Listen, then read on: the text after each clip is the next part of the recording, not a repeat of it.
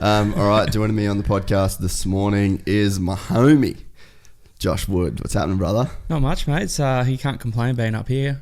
Yeah, no way. I was thinking about this morning because it's actually pretty cold, that what everyone in Melbourne must be going through. Or yeah, it's 6 degrees all day, where you guys only got 6 degrees at night. So, yeah, I'm not looking forward to getting back to the cold weather, but I'm looking forward to getting back to my sun. But, yeah, it's always hard leaving here. Yeah, dude, it's so good. Have you ever lived up here at any point? No, I wanted to.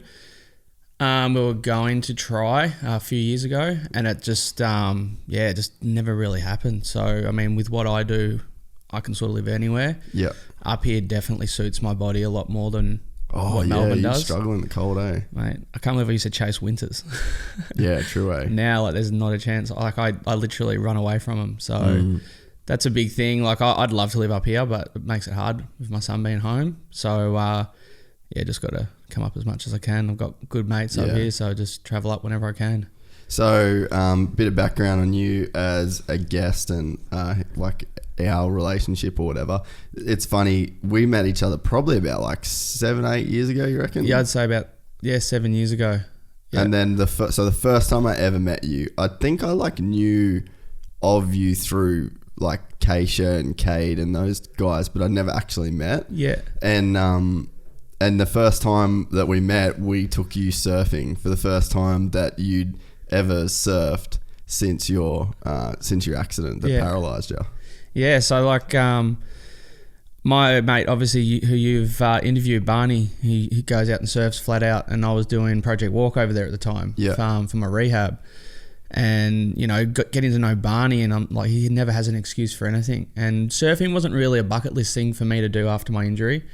It was sort of just something that I saw Barney do, and you boys were surfing all the time. And yeah, we're going every day at that point. Yeah, and I was like, fuck it, I might just try. So it was so funny. It was like, would I catch like one wave? But no, I think you got two, man. One on the belly, and then your one first I tried one to you get got up to your knees, right? And then you were like, fuck yeah, let's go again. But I think the waves are like insanely shit. Yeah, it was choppy as. It wasn't a good condition. So cold too. Like, I think the hardest part was you trying to put my wetsuit on. That took like forever, eh? I think getting it off was worse. Yeah, probably, eh? It had been a while since I'd put a wetsuit on, so yeah, I lost that ability. But it was like an inspirational day, and it was a crazy first way to meet somebody. And bonding as well. Yeah, I felt like, I don't know, it felt like we'd been friends for like 5 years after just that one experience. Well, I think it just, I think obviously what I loved is that you guys didn't really know about my story or anything like that. Obviously, Keisha does. And there was no limits. Yeah. And there was no boundaries, which is what we were just like trying to make it happen. Yeah. I find that when people worry about me or my situation, it fucks me up more. Yeah. If I get, like, when I used to ride in Switzerland, I remember this one day, like, I used to ride with all riders that were way too good for me, but it helped me progress. Yeah. And one day they're like, oh, we're going to do a jump that you got to drop into a chute, then you come out the bottom and you jump out of one chute into another, but you have to go around this cliff face. And it was all like you had to have your toes against the wall. It was like a sheer 60 feet drop. And I had to ride switch around a cliff face. And like, I would never have done that if I had the opportunity to see what I was going to go through. But then I was pushed to that point. And then when I got to it, I was like, fuck, I can't believe I've done that. And I think like going through those things with those sports is what helped set me up for when I had my accident. Yeah. Because I think action sports, yes, you do get hurt, but you get challenged so much and you have so many failures and you push yourself so many times that you don't realize that they're all progression lessons. Yeah. And that's one thing I found, obviously, when I went through my accident. I was like, all right, do I either be a victim or do I just challenge myself and try and see what I can do and overcome? And yeah, it's crazy. And then meet people like you, and you know, I was nervous about surfing, which was weird because I was shit at surfing, but like I loved it. And it wasn't a bucket list, but then you boys just made it so easy that it was just fun. And even though like I didn't really do a lot, it was just sick just to get out there and float and get slammed and stuff like that, where you guys didn't treat me like I was precious. Yeah. And then we had a mad feed of Hooters afterwards. So yeah, I feel like, I don't know, we were just like, Jay, it was funny, like Jay used to, like, cause you know, we had like the skate ramp and shit and that, like, he treated you exactly how he treats everybody that comes to there. Like we had a friend of mine, Tim, came and he was going to spend Christmas and New Year's over there with us. Never fucking dropped into a skate ramp before in his life. And Jay's like, don't think, just go. Yeah. And then like he ended up crashing and dislocating his elbow. And he spent the whole trip. We took him snowboarding and everything with his dislocated elbow. Yeah. But it was just funny, like, because we just literally had that exact same mentality with you. We're like, nah, fuck, what's the worst that could happen? Like, break your neck again? Yeah. I think you said that at one point. You're like, fuck. I always say it. No, it was just, it was cool. Like, I don't know, I feel like I got to know a lot of you just in that one moment. Day. Yeah. I think going through what I've gone through, I've learned a lot about people. That's why, honestly, like, it's crazy, but I've got really good mates in Melbourne, but it's crazy how many really good mates I got up here, and I'm not even from Goldie. Like, even like talking to Andy Jackman, like, you know, we talked for like a couple of weeks or a couple of months online, just not knowing each other. Yeah. And then we caught up for like dinner one night, and it was sort of like we've been best mates for years, and it happens so much every time. Like, I've been here for a week now and meeting all these new people, and it's like we've been mates for years. And I just love meeting people like that. And I think going through this injury, one thing is I hate being treated different. And I notice a lot of people who treat you on a different playing field. And I'm still Josh. I'm like, even though, you know, I can walk, I'm still obviously stand out in the crowd when I walk. But I found that like a lot of people still treat you different. Yeah. That's probably a big reason why I got into earth moving and stopped doing my talks, because I wanted to do something that had nothing to do with my injury. Yeah. It had nothing to do with Josh Wood, the broken person. It was Josh in an excavator, and I could just be normal. But obviously I burn out with that life. It was just like, you know, 10, 12-hour days just, caught up on me after 6 months. So yeah, I was going to say, like, there's you'd have less mental limitations than physical ones. So whenever you do something that is like crazy physical, then I went from not having a job for 18 years, and then I went straight into a 10, 12-hour days, 5-day work week. Yeah. But I loved it. Like, that's just another thing that I've done as a challenge. And I didn't make it into a career. I never really saw it as a career. I think I just wanted to make a new chapter in my life, and a bit of like a milestone thing too, like an achievement to show what you can do. Yeah, 100%. I was surprised my body held out for 6 months, but yeah, I crashed pretty hard once I stopped. With my body, even though I can walk, my body goes through everything that anyone else in a wheelchair will go through, except I've just learned to hide it.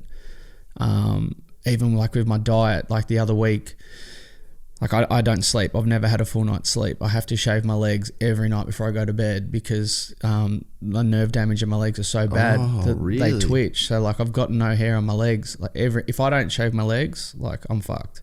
No shit. So like I've got like scars up my legs because like 3 a.m. where I've just been so tired and forgotten to shave my legs, and I've had to get up and like just dry shave them. And is it because of the blanket rubbing against it? Yeah, the blanket and the doona, like it just... Dude, I've got that in my knee. When I broke my kneecap, there's all the nerves in my kneecap now are like cooked. Just gone. So when I wear like jeans and stuff, it's the weirdest feeling. Well, you live in the perfect place not to wear jeans. Yeah, true. I don't. I'm like, well, even like coming from like growing up in Cairns, that's why I remember like being in America, everyone would just be like, fucking never have a shirt on, dude. Yeah. That's like, that's what you do in Cairns when it's 4 million degrees. Yeah, that's it. But yeah, no, it's crazy. Like the stuff I go through. So like, as I was about to say, like I started having Valiums again to sleep, and then I realized I was having them too much. I started weaning off them. Plus, I was changing my diet.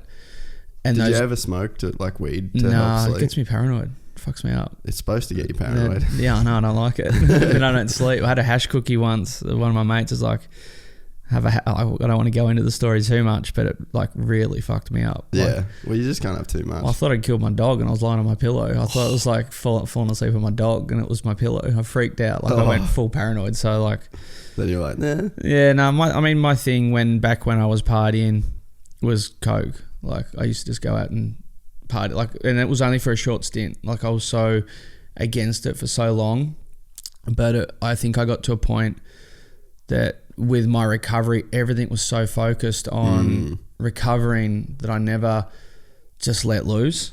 And yeah, just one day I just did it, and I was like, it just gave me something that I hadn't a feeling. And then, then I got to a point where I was like, yeah, no, this is bad. Yeah. Like I kind of, like, I mean, I wasn't like a fiend, but like I was having it a lot. Yeah.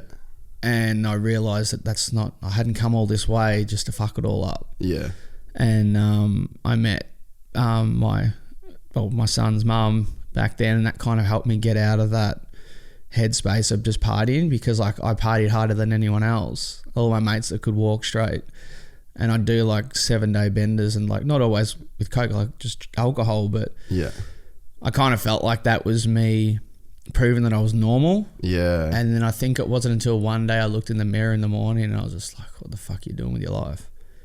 Like you're just going like all this hard work and you're just partying. Yeah. You're blowing all your money, like your company's turned to shit because I had black money clothing and stuff like that. Oh, and dude, I remember that. Yeah. That's yeah. So I just like, I think like that whole was just, that black money clothing was just a really bad timing.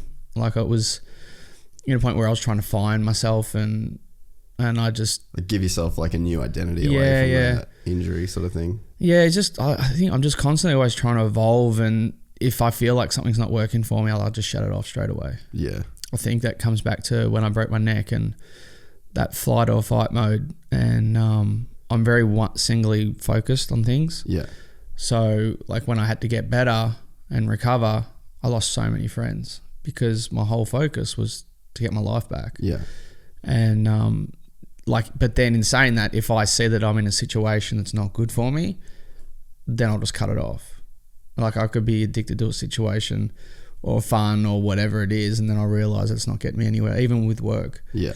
You know, with my talks, I talk to the biggest corporates in Australia and around the world and school kids, and I say you got to appreciate the life you've got, but you also got to make sure you live, especially when you're a parent. You know, like so many parents are like trying to work their ass off to be provide, but then they forget that really all the kids want is their parents. Yeah. And they don't need money. Like we just have been tuned to think that we have to throw shit at kids to make them happy, where the kids just want time. That's like you go to like any new parent or anyone that's got young kids, and it's just like the fucking toys kids have. Oh, my son's, I'm not gonna lie, my son's got like, he's got a brand new race bike.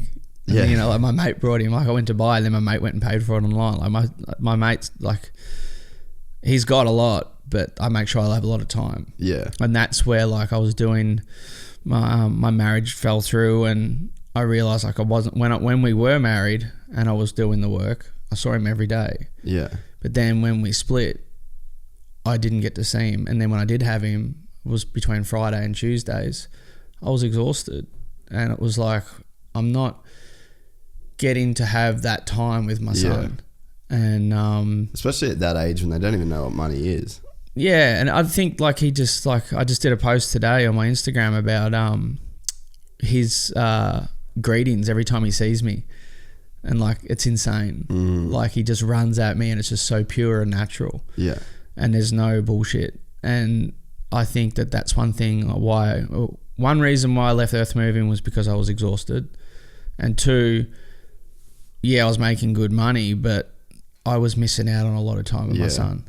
And like I wasn't taking him to the BMX track as much. Like on the weekends, I was so freaking tired that I'd just give him the iPad to chill. I'm like, this is not spending time with my kid. Yeah, yeah. Like I want to be outdoors. I want to do stuff. And I can't chase around the BMX track, but at least it's kind of made him tough as well. Yeah. Like that's one thing I've been talking to a lot of people. Like they go, damn, he's so tough. And I'm like, well, at the BMX track or the skate park, when the kid crashes, the parent can just run to him, pick him up. I can't. So like he's had to learn to be tough and get himself back. Yeah, like, and then sometimes like he'll just do it for attention, and I'll look like an asshole because I'm sitting on like, I know he hasn't hurt himself, but he'll like lie there on the ground. He had one back. Like, look at this lazy bastard. Yeah, I know this shit, Dad. But it's made him tougher, and I think it's actually evolved him very quickly. I take him to BMX track, and people are like, he actually pumps corners. I'm like, well, I haven't been able to teach him that because I can't ride BMX anymore. Like I can ride a dirt bike, but I can't, like I haven't got to that stage yet. Like he can ride a dirt bike, but I want to wait till he's 4. Yeah. He can't, he's ridden an O-set before, and he rides that fine. But like with the Pee-wee, he can touch the pegs, but he can't touch the ground, and he doesn't need training wheels. So that was another thing. Like I remember I was at I got him a pedal bike, and I put 1 training wheel on, not 2. And his dad, I took him to like a school that had like a resi floor, like a soft floor. Oh, yeah. So like if he fell, like it wasn't going to hurt him like as if it was on concrete. He had a helmet on, all that stuff. And his dad, his kid was like probably 7, was still on training wheels. And AJ was just after his 2nd birthday. So he was pretty little. But I could see that he wanted to do it. Yeah. And like me being me, and I was sort of had a bit of money. I was like, fuck it, I'm just going to get him a good, I brought him a brand new like specialized BMX and put like 1 training wheel on. And Dad's like, why are you doing that? I'm like, well, they're not going to learn to balance if they've got 2 things stopping them from balancing. It's not going to teach him it's just going to teach him bad habits. And his dad's like, well, what if he crashes? I'm like, well, what if he does crash? He's going to learn to put his foot out. Yeah. It's going to end up being a natural thing. And so AJ goes to take off, crashes. And then the next time he goes to take off, he puts his foot out and catches himself on that side that the training wheel wasn't on. And then when I saw him starting to lean on the left side, I'd stop him and not tell him. I'd switch it. Dude, that makes so much sense. And then like he'd take off and crash. And he's like, oh, hang on, if I put my foot out, I'll stop myself from crashing. Because I made sure that he could touch the ground. If I wouldn't have done that if I knew he couldn't touch the ground. Like I'm not an asshole. But I knew that he had to learn that natural cognitive response to just put your foot out. And then within 5 minutes, man, he ditched them. And like literally this dad cracked it, grabbed his kid and put his kid in the car and drove off. No way. And I was like, I think that we don't give our kids enough credit for what they can actually do, what they can achieve. And I think like no one wants to see their kid get hurt. 100% I don't want to see my kid get hurt. He had a really bad stack a few weeks ago. Like I at the BMX track, he's got all the best gear. People are like, why have you got a full face helmet on him? You spend $300-$400 on a helmet. I'm like, you see what happens to someone if they hit their head? $300-$400 is nothing. And he got a bit cocky, and like there was like a down ramp at the pro jump, and then had like would normally be a double, but like he could roll it, and it was so steep that he was actually jumping, like airing off each little mound. And then I literally watched him, and I could just see straight away, like I'm not good at maths, but like I could see this is not going to end well. He had too much head over the handlebars, and he was going quick. And he aired the first one and then just nosed it straight into the second. And it was just nothing but face, and his whole back of his legs came over the top of his head. And I got it on camera. I'm like, fuck it, no more. There's no more bikes. I'm done. Like I just literally thought I watched my son break his neck. And because I've never reacted when he's crashed, it was my reaction that scared the shit out of him. Yeah. And like he blew the peak off. It was one of those new ones that the magnetic ones. I think that helped save him a lot. And it was my reaction that scared the shit out of him, because he'd never seen me lose it. Yeah, I wasn't losing at him. I was losing. I was like, that it was just like, what the fuck am I doing? Yeah. You know, like, am I pushing my kid? Like, I don't. But like, am I letting him do too much? Yeah, we're too young. And literally, once he was walking around and like we made sure he was good, I was just like, no, we'll keep the bike. And you know, getting a new race bike like a week later. But yeah, it's crazy how much they teach you. Like, he's definitely made me a better person. Yeah. Even going through the marriage breakup and stuff like that, you know, at the start, we were talking about it the other day at breakfast, you know, like I think mental health is such a huge thing. And when I think that we were sort of over probably about 18 months before we were over. But I tried to hang on. I'm not someone that likes to give up, and you know, you've got to fight for everything. And I never wanted to not have my son in my life, and you don't want to give up on a marriage. You don't get married to someone to just give up. But then when we did, it was finally like when we were at sort of a financially good point. Like we battled through so many things and never having money, and then we finally got to a spot where we had a future, and then it was done. But my biggest thing I missed was just seeing my son every day. And it was the only time I got emotional was one time I called my mum or my dad, and I'm like, I just miss coming home to AJ. And I could have focused on that, but then I realized I needed to focus on when I did have him to make sure that I made every moment count. Yeah. Like we go out to breakfast, like I save my ass off all week, and we go out and have fun. My mates come over, like my young mates come over and hang out Friday, Saturday nights. Yeah. It's just the boys all the time. And I made sure I made it count. And our bond just became so strong. It was ridiculous. I got a cabin up on the river. I'd take him up to the river, and he'd never leave my side. And I'm like, come on, buddy, you go with the other kids. And now like he he doesn't hang out with kids his age. He hangs out with kids like 6 to 14. Yeah. It's crazy. Like so that's why he has to go to daycare at least once a week. So he's hanging out with kids his age. But yeah, it's crazy the bond and growth that we've had. And you know, when you feel like everything's turned to shit around you and everything's crumbling, it's so easy to focus on that. Yeah. And what I've learnt through going through my injury and just meeting other dads and stuff like that, you know, I mean, I met dads that like haven't seen their kid for 6 years. Yeah. Just because their chick cracked the shits because they started dating someone else. And like, you know, it's crazy that something like that can happen, and it's happening to so many dads. It's a pretty gnarly problem, eh? Because 100%. Like in terms of the law itself, it's so heavily pushed towards the side of the mother. Yeah, I think it's a little different now, but yeah, it's like they definitely, and you know what, we didn't push them out. Yeah, I mean, I get that, and I get the sides of the argument, but yeah. I think in terms of, like you said, like a son having their father, or you know, like a father both, to a, you know, like a father to a daughter. Yeah, you know, like how many chicks do you know that are fucked up that have got like gnarly daddy issues? Like that's a stereotype for a reason, you know. Yeah, I would never let them sit on my lap either, by the way. I do go to strip clubs, but yeah, no, I think that's one thing that I realized, and I'm glad that I learned to focus on that. Was I could focus on the fact that everything crumbled around me, but then now, like, I'm happier. Like I feel like I'm Josh again. Like this is the longest I've been away from him, for 10 days. Yeah. And I literally nearly cancelled my trip 3 days in just to fly home and be with him. But I had to push past that because, you know, I need to make more progress with my talks. I need to find myself again and rebuild because, you know, I was in a relationship for 8 years. And regardless, in a good or bad way, you'd lose yourself in one way or another. Yeah. And I found that, you know, having AJ, like it's funny because on my Instagram I'm AJ's dad, because it's a little small joke between me and my mates, because like they used to always hang out with me because they wanted to hang out with AJ, so I just became AJ's dad. Yeah, I wasn't like Woody anymore. And yeah, it was cool that like I had him to keep me focused, but then I had to find myself again. And so I pushed through. Like I was crying at night, man. Like Sunday night, it was the first night I was by myself, and I'd fucking cried myself to sleep. I was like looking at photos of him and shit. And then I was like, but I'm not becoming stronger and better in myself by just almost giving up. Yeah. It's not giving up, but it's like, it's an easy way out. I could have just jumped on a plane and had him in my arms within, 12 hours. But then I was like, no, I'm here for a reason.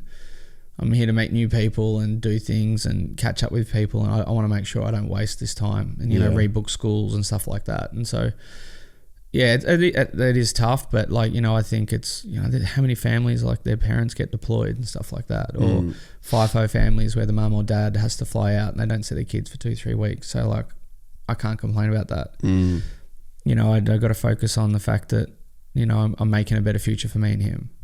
So, yeah, it's been good. It's been a good trip and definitely learned a lot about myself, and I can't wait to see him tonight. It's gonna be good. So you'll get back there. Yeah, you're flying at 3. So let's backtrack a little bit to like your injury, and obviously we've like referenced it a bit. Yeah. But I guess we'll sort of get stuck into that story. Yeah. Because I don't know the full story.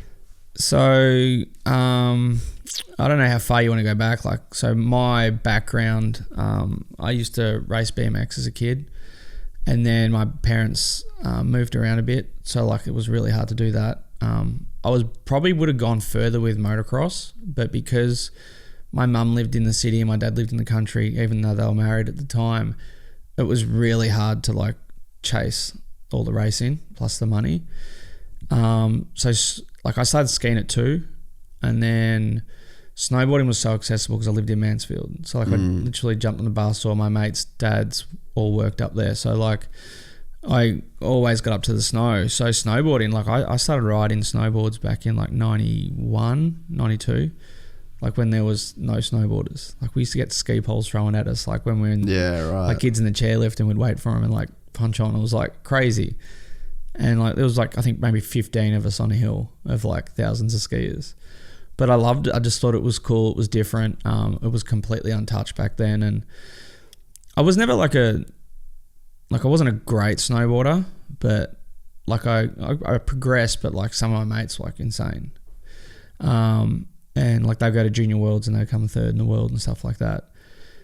And then I started like kind of getting over it, and I moved back to the city, and I started focusing back on my BMX and my motocross and stuff like that. I brought a bike not long before my accident, and tried to quit the school a few times. I just wasn't academically smart. Like I'm not good at maths. I'm not good at English, and I just always felt like I was trapped when I was at school.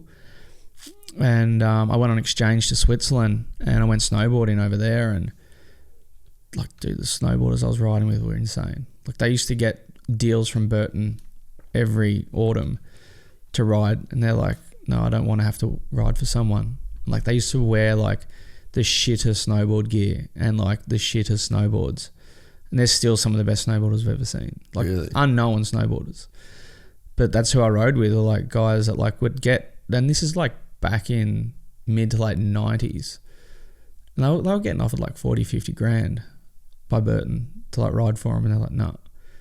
So they'd work their ass off through summer and autumn, and then they'd just quit their job and they'd just snowboard every day through winter and spring. And riding with them, like their caliber was so much higher than mine, and just my school didn't want me at the school when I went on exchange. They're like, because I was like, I've never been diagnosed with ADHD. I just think I'm just a normal kid. Like, just I don't like to just sit around. So my teacher at the school's like, you just go snowboard. And like the legal age over there was 16. I turned 16 while I was over there. So I was going out and partying with like these 25-year-olds and stuff like that we were snowboarding with and riding. And then my riding just went through the roof when I rode with them. Like I learned how to build jumps better and stuff like that. And like as the story I told you about going around the cliff face, and like I pushed myself, and then I came back to Australia and I was kind of bored with the snowboarding back here. I enjoyed it, but I kind of finished school, and I decided I was going to try and pick up my motocross career and do it on my own back. And my mate was literally like, let's go snowboard, and they've had a fresh dump really early before the snow season, so let's go up. And I was like, oh, fuck it. Yeah, I kind of like my small sponsors that I had, I kind of said, look, I'm not going to snowboard anymore. I'm just going to focus on my dirt bikes and see where that takes me, because I love the dirt bikes. I was a better dirt bike rider than I was a snowboarder. I just never went anywhere with it because of the financially. Yeah. And so I went up snowboarding, and I think because I didn't have the pressure of knowing I had to travel, I knew I didn't have to worry about financially worrying about snowboarding. I knew I didn't have sponsors. Like, it wasn't like big time sponsors, but it was like sponsors that, you know, I had to do things for still. I didn't have any of those worries, and I rode the best I'd ever ridden. And I was like, fuck it, maybe I might just give it one last chance. And I gave myself 2 weeks. And I was a cocktail barman at the time. I quit my 3 jobs that I had, and I had 2 weeks. My mum and I gave myself 2 weeks to find a job and start my snowboard career again. And literally I drank alcohol every single night and partied and snowboarded every day and did not look for a job. And I had a job interview at 4 o'clock on a Sunday arvo. And on a Saturday night, I've been talking about doing this jump for like across a cat track. And we had a heap of rain that night before. And then one of the boys are like, well, you should go for a walk up the road to the other side of the mountain where the rain didn't hit and try and find a jump over that side. And so I left the pub, and I remember one of my coaches said to me, Woody, I don't want you to do this jump. He goes, I could have a deal for you that, you know, could potentially help you go pro in a couple of years if you prove yourself to this company. And I'm like, yeah, fuck it. Yeah, whatever. Now I won't do the jump. Just blew him off so I could get him out of my way. And because I was better at border cross. Like, I loved border cross. I loved doing big jumps. Like, I wasn't someone that was really good at tricks, but like I loved border cross, and I loved doing just as big a jumps as I could. And the next day we were walking along the road, and it was a new road they just built. And we sort of scouted a few spots, and my mates really didn't want to do the jump. It was sort of more my thing. And there was one where it was fucking huge, but it was more safe, like, because it was up from a higher level. It was more of a drop off, but the downside of the down ramp was there was not enough snow, and there was heaps of big boulders and stuff, so it was just too dangerous. So we kept walking along, and then I found a spot where it sort of came down and almost like dropped a little bit, and then the road, and then but the down ramp was sick. Like it was heaps of snow. So I never ever, motocross is the same. You never want to underjump.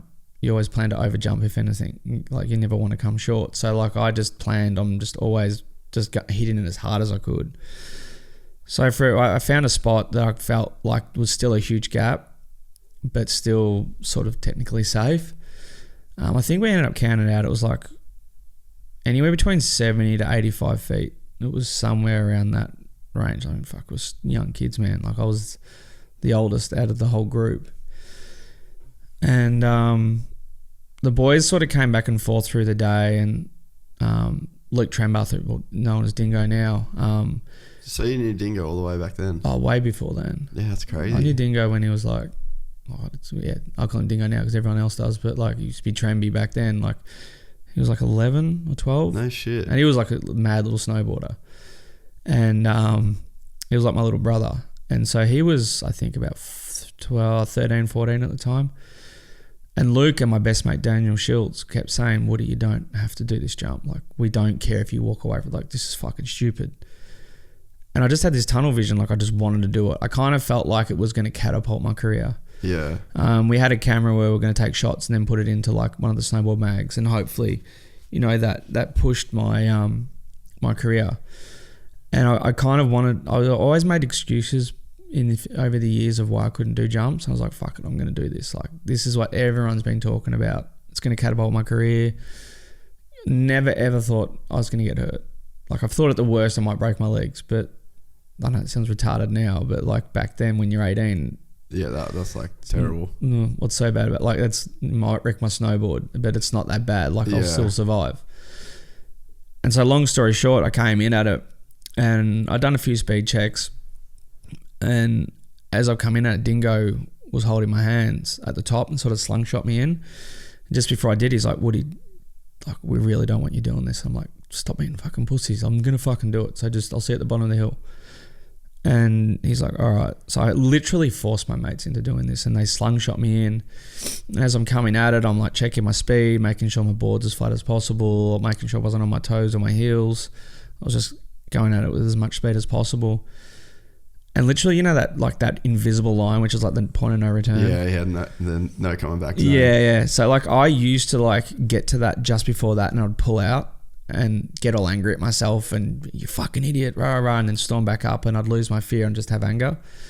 Where this time was the first time I'd ever gone past that point of no return at my first attempt. Yeah. And I literally remember going past that invisible line, and that split second that I went, fuck, you're committed. And my mind was so used to always pulling out at that time, that split second of self-doubt completely fucked everything. And I remember feeling the nose of the board hit the transition, and straight I was like, it's too steep. It's too short and steep. Because I'd never actually hit it with speed. Like, I'd hit it, but like not with speed. Yeah. And it just killed all your momentum. It killed all my momentum, and I just went on my heels, and it flipped me upside down. And then I remember like looking at the road as if you're looking at the roof, and I just remember thinking, fuck, you're going to hit the gutter. And like I was trying to like wind the windows down. I was like, land on your arms and legs and just break your arms and legs. Like, that was my best option. And anyone in action sports, or even just been in a car accident, the whole world slows down. And so like I'm trying to plan how I'm going to land on my legs and arms and just break them. And I literally like went up, and I was flying through the air, and my momentum just stopped, and I just pin dropped. And I remember coming at the asphalt, and I had a helmet on. I had like the Dayanese body armor, like the turtle shell, like little vest thing. And I had that on. And right at the last minute, I just tucked my head, and C7's the bone that when you lean forward, it sticks out between your shoulder blades. And that literally took the whole brute force of my crash. Like, I fell from like, I think it was like 16 feet or 18 feet, something like that, straight into asphalt. I came like 7 feet short or something like that. It's a bit of a blur now because it's been 18 years. And I remember my chin hitting my chest, and I heard the first initial crunch of the bone. And then when I bounced off the road, I remember hearing the back of my helmet hit the Dayanese body armor in between my shoulder blades. My head flicked back so far back. I remember hearing my knees hit my ears and the edge of my board hit the asphalt, the metal edge. So just full crumble. I completely just folded myself in half. And then when my neck flung back, that's just when I heard the explosion of my neck completely exploding. And I kind of like ragdolled for a second. I literally just nearly stopped at a dead stop. Like I sort of rolled a little bit, but that was it. But my heels sort of gripped on and my body kept rolling. So I was like a towel that had been wrung out. Yeah. My left arm was trapped underneath my body. I was lying on my side, but my hips were twisted around so that my both heels were still touching the ground, if that makes sense. Yeah. So I was sort of like twisted. And I knew straight I'd broken my neck. I was never knocked unconscious. Like, thank God now that I wasn't. And all I could remember, like, I don't know if you've had a hard hit where everything goes silent.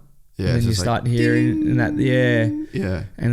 And then all I could hear was like the boys screaming and them hearing their snowboard boots running down the hill and like, is he alive? Is he alive? And all I remember is just telling them, don't fucking touch me. I've broken my neck. And like, well, what do we do? And then one of the boys ran up to the medical center. And so you could still talk and everything. I could still talk. And I felt like I thought my neck had come out through my chest. And I made Dingo like check my chest because I'm like, I just need to know because if it is, I'll just give up. Like I literally just in my head, I was like, I'll just give up. And he's like, nah. He like quickly rubbed it. He was 14 at the time, man, or 15 at the time, man. And he rubbed my chest and he's like, no, you're all good. And I said, well, you need to hold my head because I can't hold it. And my head was like shaking and I literally detached my head from my shoulders. And so Dingo, like 14, 15, is like holding my head. And then my other mate, Daniel, he rang mum straight away. Because mums fix everything, obviously. I just like, ring mum, because he was freaking out. And I was like literally giving everyone jobs. And then the boys like packing snow around my hips and my stomach so I couldn't roll. Because I'm like, you need to keep me still. And Dingo sat down behind me and held my head for like, I think it took them 20 minutes to get to me. Because they thought it was a car. I think they thought it was a car accident. Because my friend ran up to the medical center, which was only like, as a crow flies, like 100 meters. But it took them 20 minutes to get to me because I think they thought it was a car accident. So they're getting everything for a car accident. Yeah. I wasn't a dumb local kid trying to jump the road. And so for 20 minutes I laid there and like all I could think of was, fuck, this was not worth it. And there was no reverse. There was no undoing it. Like this was reality. This is life. And I've completely just fucked everything. So not just trying to prove a point, but just trying to push the limits too far. And not everything's worth it. And like I just remember just lying there just thinking, what are you going to do? Like, what have we got to do? And I just kept thinking, stay awake. And then I just start drifting off and the boys like, Woody, stay awake. You got to stay awake. And then the medics finally got there. Long story short, they put me on the stretcher and I always wore black gear. And I had green and gold snowboard boots. And I remember they put me on the stretcher and then I remember they picked my legs up and as they put my legs up on the stretcher, I remember seeing my green and gold boots and I'm like, fuck, if I cut myself in half? Like I couldn't feel it. I couldn't feel my legs. So the whole time you were on the road at the start and you're like giving people jobs and stuff, have you thought about the fact that you couldn't move your legs? I didn't try moving anything. But was there like a weird feeling where it went numb? It literally feels like there's a rock being pushed in your back. So you just had like back pain? I just had neck pain. Because I didn't try and move. So I didn't know I couldn't move. Yeah. Because like I stayed still.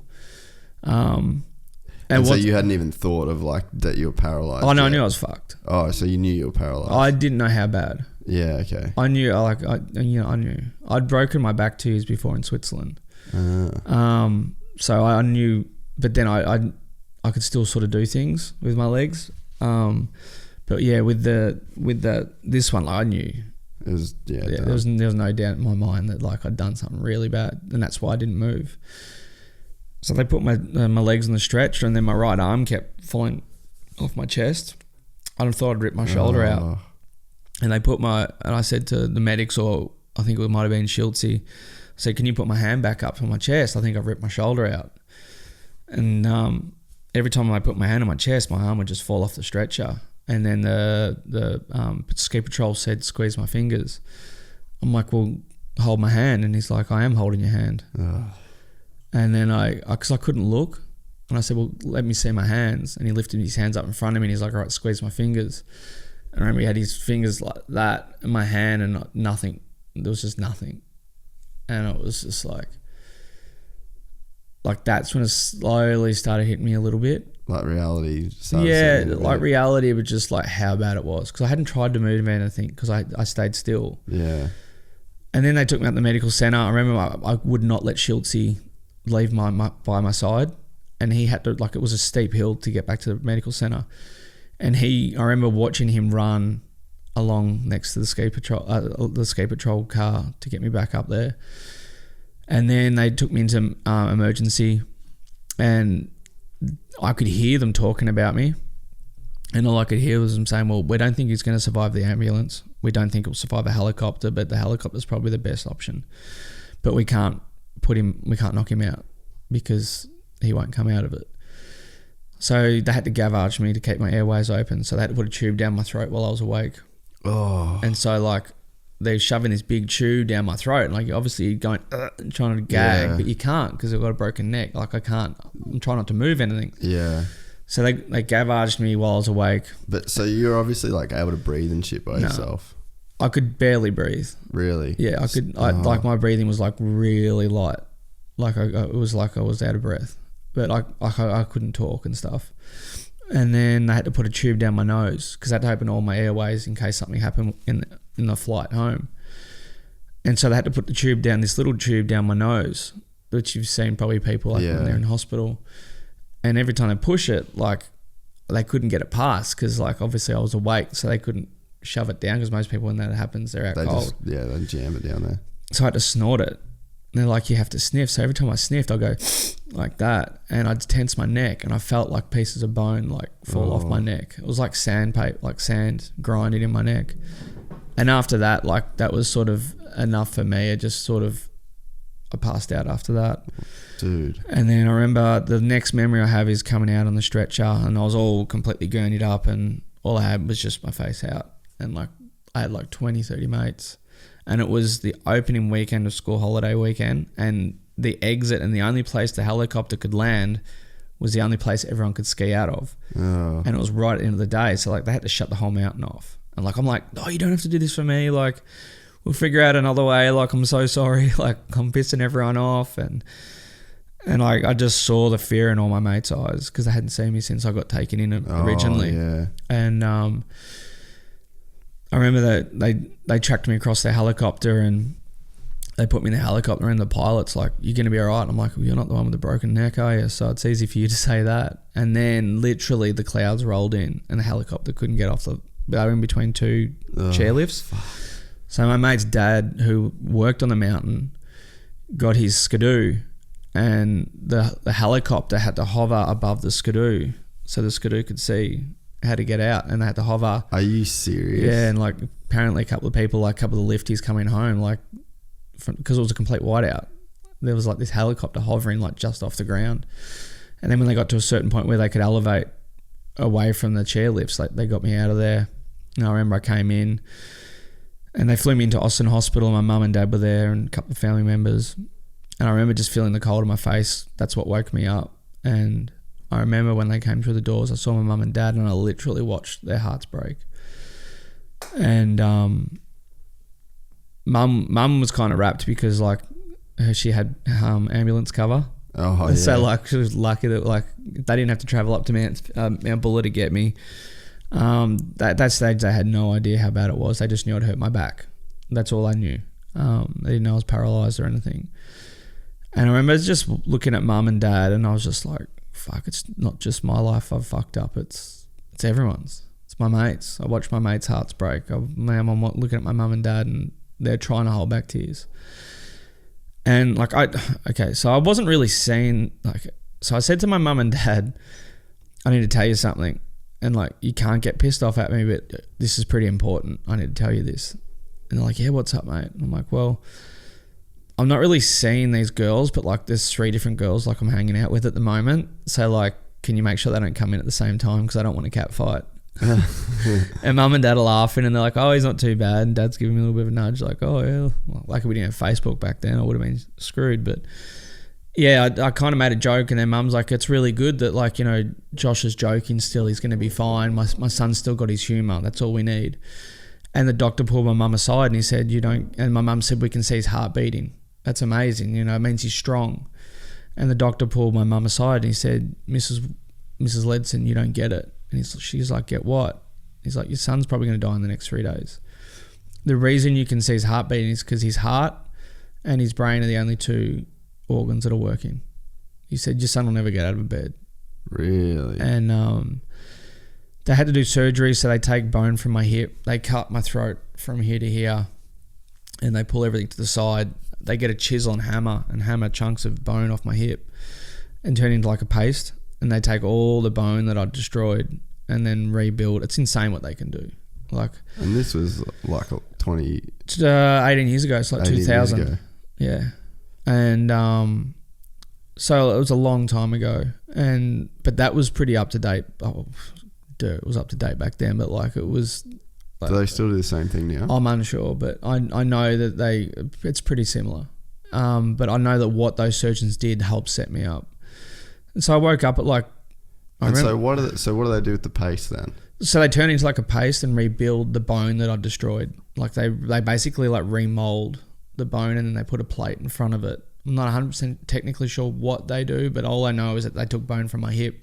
They turned it into like a paste that obviously cures into like bone again. And so I've still got the plate to this day in the front of my throat. So they joined C5 to T1, but C7 was where I did the main damage.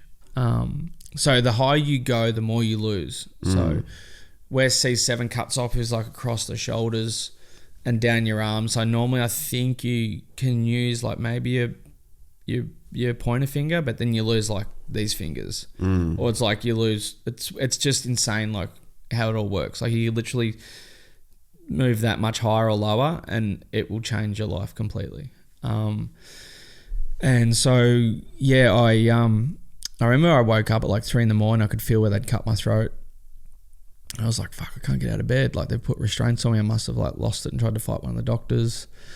And I felt like this fluffy thing under my hand. So I pushed on it. It was a buzzer. And the nurse came in and she's like, oh, what's wrong, Mr. Wood? And I'm like, I can't move. Can you get the restraints off my arms? And she's like, there's no restraints on your arms.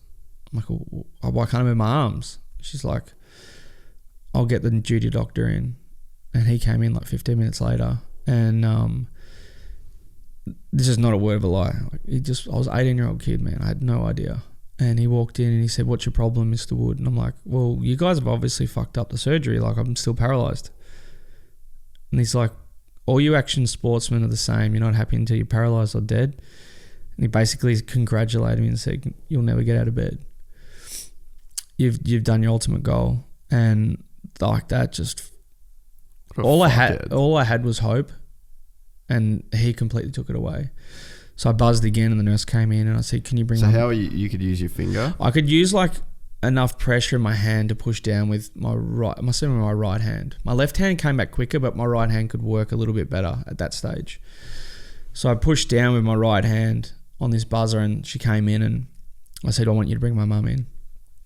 And she's like, "It's 3 o'clock in the morning." I said, "Bring my fucking mum in now." So they rang my mum. Mum came in like she was in Port Melbourne, so like it took her about 20 minutes to get in. She turned up in her pajamas, and she walked in. She goes, "Those fucking bastards told you, didn't they?" I said, "Mum, I don't want to be like this." I said, "I hated being indoors when I was in school. Now I'm going to be a prisoner in my own body. Like, what kind of life is this going to be?" I remember my grandma came in and she tried to hug me, and she was so short I couldn't even touch her just to let her know it was okay. My mates would come in and they go to give me a high five or shake my hand, and I couldn't even lift my hands up to like shake my own mates' hands. And I could think I was like, who's going to want to hang out with this? What girl's going to want this? Like I was 18, man. Like I was realistically the pinnacle of like where you start living. And I'd fucked it all for a jump. And I just remember I literally tried to bully my mum into killing me. I'm like, you need to fucking kill me. If you're a mother, you're going to do this for me. You're going to take me into a paddock and you're going to shoot me. And you're going to put me into this hole. Like that was my plan. And were you saying this in hospital, like to right mum, as they told you? Yeah. If I had a button to press to end my life, I would have done it. because of what one person told me.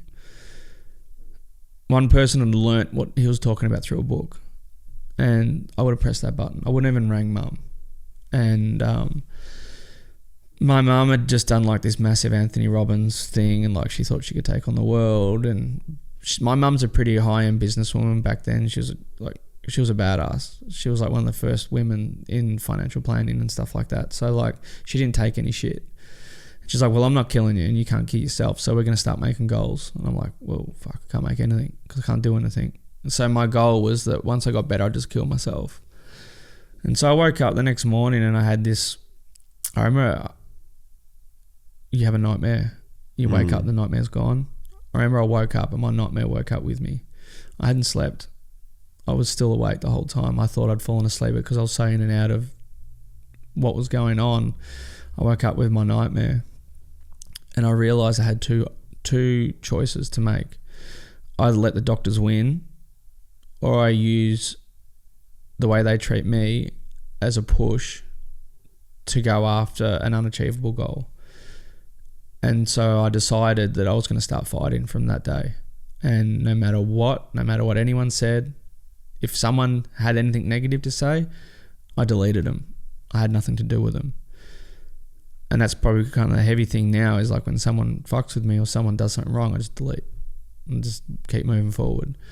And I then started bringing in, like, my mum's friends were like all psychics and stuff like that. So I started bringing in people like I didn't like all the tree hugging hippie people that smell like mothballs, and that's probably why I can't stand mothballs anymore. But like, you know, I brought in people like that were completely right of field, that had nothing to do with doctors and stuff like that. I brought my chiro in, that was my chiro for 2 years prior, that I'd been through a lot, so I knew what he could do. And he never did any manipulation, but I knew his word was more alternative than, it wasn't a structured. Yeah, he wasn't a structured chiro. He was more of a an open-minded chiropractor. They wouldn't let him in, so he had to come in as my snowboard coach because he was a chiropractor. So he came in as my snowboard coach. We'd pull like the blinds around. And he'd do like he'd get like this wheel that had like pins on it, and he'd rub it up and down, and he'd like touch my forehead, and then he'd touch my hand, and touch my forehead and touch my hand, and he'd go, imagine what that feels like on your hand. And like we just did that back and forth, back and forth, back and forth. And then the lady who did the massage therapy, she used to work through spiritual guides. This is all shit like I never believed in. And she started doing all this massage therapy, and like she was doing this shit like I felt like I was floating off the bed. She'd have her finger behind the back of my head and doing this thing with her hands, and I could feel my head spinning, and she wasn't touching me. I didn't know what she was doing. She was talking about chakras and all this stuff. I'm like, what the fuck's a chakra? Like, I don't know. Like, but all I knew was that these people were giving me hope. Yeah, and they believed in it. They believed that there was one way or another we could build a team to get to where I could be. And so I made goals. Like, obviously my big goal was to walk again, but I had to make small achievable goals. I remember I had this itchy nose, and it used to drive me fucking nuts. And like, it doesn't sound like bad because we can just itch our nose. But when you're paralyzed and you can't itch your nose, it is the most frustrating thing you'll ever go through. So I was like, oh, how do you itch your nose? Like, it was just a normal thing. Like, I'd do it without knowing. So I started thinking about doing my snowboard or my motocross helmet up, and like doing the straps up while brushing my teeth. Things that like, I started imagining that in my head. And then the first day, so my first day, my hand came like off my chest a little bit. And the third day, like my hand came up to here. And the fifth day, it came in so hot, I nearly broke my nose. But I started like itching my nose with like my hand. Like, I couldn't do anything. I was just like a piece of meat. Like a limp. But I was just like, could you feel it? I couldn't really feel my hands, but I could feel my nose, and that's all I cared about. So you were moving a limb you couldn't feel. Yeah. Just through like your mind. My mindset. Fuck, that's insane, eh? It was like there was bits of burning, like I could feel. So like, you know when you've had a dead leg or something and it wakes up and you get that burning sensation? That's called neurogenic pain. So I've had that for 18 years non-stop. And that's from my neck to my toes. And so I had neurogenic pain in like parts of my body. So instead of, they normally give you drugs to get rid of that feeling, where I made the choice to not take those drugs because that horrible feeling gave me a connection. I didn't cut off that connection, because what they try to do is they give you all these drugs. Like, there are some drugs you need, like blood thinners and stuff like that, but they give you all these drugs that deaden everything, where my outlook was, yes, it's a horrible pain. So is it like walking on a pins foot and needles? That's got pins and needles? Yeah. Well, so that's what your whole body felt like? But worse. Really? It's worse Does it pain. still feel like that now? Yeah, 100%. I've still got that 18 years later through my whole body. So when you walk now? Oh, when I walk now, it just hurts to walk. When I go to bed, that's when it hurts the most. Like sitting down now, I can feel my legs burning, but like it doesn't bother me. It's sort of nights where it is hard. So yeah, I just started like. And so what do they give you the drug to try and stop that? Yes, I just stopped. I just figured out which ones were that, and I'd fuck them off. Does that drug fuck you up though? It has side effects. No, I think. I mean, everyone's different. That's the hardest thing, and where I've got to be careful how I talk about my injury because everyone's different. It's no black and white with a spinal cord injury. You know what? You remember Bronny Holland? He broke it. Because that's what I was going to say. Yeah, man, Bronny literally did exactly the same injury as me, like nearly to the T of how it looked. But yet his arms and hands were always like normal, where my arms and hands took longer, and he didn't really have much pain. He had a little bit of pain, but not like I did. But yet his legs didn't work as quick as mine did. So it's so hard, and you got to be really careful what you say because every single person is completely different. Like, did he pass away from drugs that were associated with the injury? Because like I never knew that story. So like there's a thing called I think Brad and Barney might have talked about on your podcast called I still don't even know. 18 years I still don't even know how the hell to pronounce it. Hyperdysreflexia. Yeah. So it's like when there's a problem with your body shuts down. Yeah. So like as far as I know, you know, it's obviously you be very respectful of what you say because no one knows. Yeah. But I think what happened with Bronny was that he was sick that week and he took a sleeping tablet, and I think what happened is like it's happened to me. I nearly died off Xanax because like I had it all the time, and then one time I was sick and I had it, and my body just completely gave out. I nearly died. Like I had a seizure in front of my mum. And Bronny was still quite early in his injury. And so like this happened to me 15 years later. So I could read my body a lot better. I think what's happened with Bron was that he was I know he was sick and he'd had a tablet, and I think he'd had a reaction to it. And it had triggered this hyperdysreflexia because he was asleep. And I think it just, as far as I know, and as far as I've ever, dude, it was just one thing losing him. Yeah, yeah. So, but like as far as like my side of things with spinal cord injury, that's what I feel happened is that he'd had a reaction, and it's happened to plenty of people. That was a sad fucking day, dude. Oh, dude, any time you lose someone, but man, fuck, he had so much fight. We literally the first year we just spent like so much time together. I literally didn't speak to another person with spinal cord injury after he passed. Really? I just couldn't do it after he passed, and because you invested so much into his recovery in a way. Oh yeah, but then I just like it's so brutal, man. Like I can drop off at any day. Yeah. And like anyone can, and I just it was hard losing Bronny because I saw me and him. You saw a lot of yourself, and I think that's when like I started like I lost 4 friends in 1 year. Like I lost Judd Greedy down at Simmons Plains in the superbikes, and then Bronny passed. Then my grandma passed, and then a year later, Maddie McMillan, a good mate of mine, passed at at Phillip Island on superbikes. And then a few months later, Heath Gilmore, who was in hospital with Bronte at the same time, he had a reaction to a tablet he'd had all the time. He was sick. And he passed, you know. And so like I kind of, when I lost those 5 people, I kind of like, fuck, I just want to just have fun for a bit. And that's where I started like going off the deep end a bit, just going a bit dippy. Well, Barney said he had like a pretty tough deal with partying too when he first got hurt. I do, like guys, like him and Brad are like 2 of the biggest people that push me to be a better person every day and be grateful for it. So many people ask me, how are you so happy? And like, you know, we all have shit days. But you know both those boys, you know how genuine they are, and I know 1% of what they go through. I'll never ever act like I know what they're going through because I don't. But they have made me such a stronger person, those 2 boys. But going back to back to being in hospital, I remember when I grew up as a kid, my old man on the farm used to, and even my snowboard coaches used to teach me the hard way. Like my snowboard coach would make us ride switch with one foot out of the binding at 6 a.m. down an icy hill. I'm like, well, why the fuck are you doing this? He's like, well, if you can ride in these kind of conditions, you can ride in anything. So we used to have to learn to carve with our back foot out, riding switch on ice. And like my dad, we had this old International tractor, and I Dad, I want to drive the car. So, well, if you can reverse that tractor with the horse float in between the two cars in the garage, I'll let you do it. And I was so little, I had to stand, and I did it first go. So I always my whole point is I always kind of learned to do things the hard way. You embrace the challenge. You embrace the challenge. So I remember I never had anything to do with any of the other patients.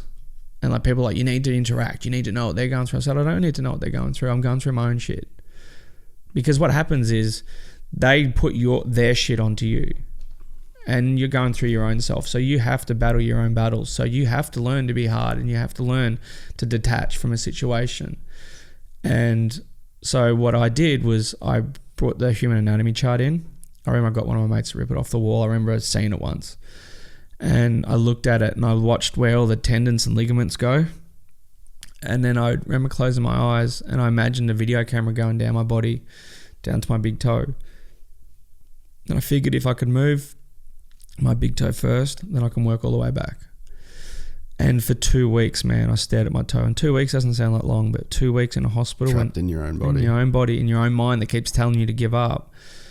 And then after 2 weeks, my big toe just flickered and I went, hang on, did I just do that? And I remember I'm like, fuck, I did it. And then the doctor walked in to do the checks and I said, Doc, check this. And I'm like, boom, boom with my toe. And he's like, well, that's a spastic response, you'll lose it. And I fucking lost it. And I'm like, well, you're a spastic response. I hope I fucking lose you, rah, rah. And I'm like, and the whole point of it is, and I bring this story up even in my talks, no matter how much you'll do, no matter how much you'll try and succeed, people always try and bring you down. Yeah. It's how you take it on and improve from that. Why the fuck is that the case though? Because you're proving them wrong. And it's still the same. But why do people have that response? Because they're too scared. I always think the people that try to bring people down are scared because they could never have had the balls to try and do that. Or it's going against what they were taught. Stuff like that. I remember I got brought into the psychologist at rehab and they're like, we don't think you're dealing with your issues. And I'm like, why? And they're like, well, you're happy. And I'm like, well, there's a woman that was in a car accident. Her husband was being stupid and she got thrown out on the 15th roll of the car. And her husband left her a month later because he couldn't deal with what she was going through. And she gets around using a little toggle on her chin and she smiles every day. So what the fuck have I got to be ungrateful for? I put myself in this situation. Yeah, I didn't mean to, but I did this. So I can't be ungrateful because there's people that would love to be like me. And I said, and I go to the psychologist, so have you broken your neck? They're like, no. And I said, well, what the fuck are you going to teach me then? I said, I got no time for bullshit. I became very hard like that, but it was how I survived. It was the only way. I couldn't take on bullshit because I had enough going on. I had enough demons in my head when I was by myself. I was shitting myself. I was pissing myself. I had to learn how to use a fucking catheter. And, I lost friends straight away. There was so much other shit that I was going through that anything that was going to stop me, even now when I get sick, my body falls apart.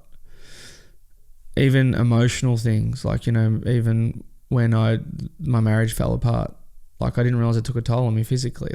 My walking got worse. Just everything fucks with you.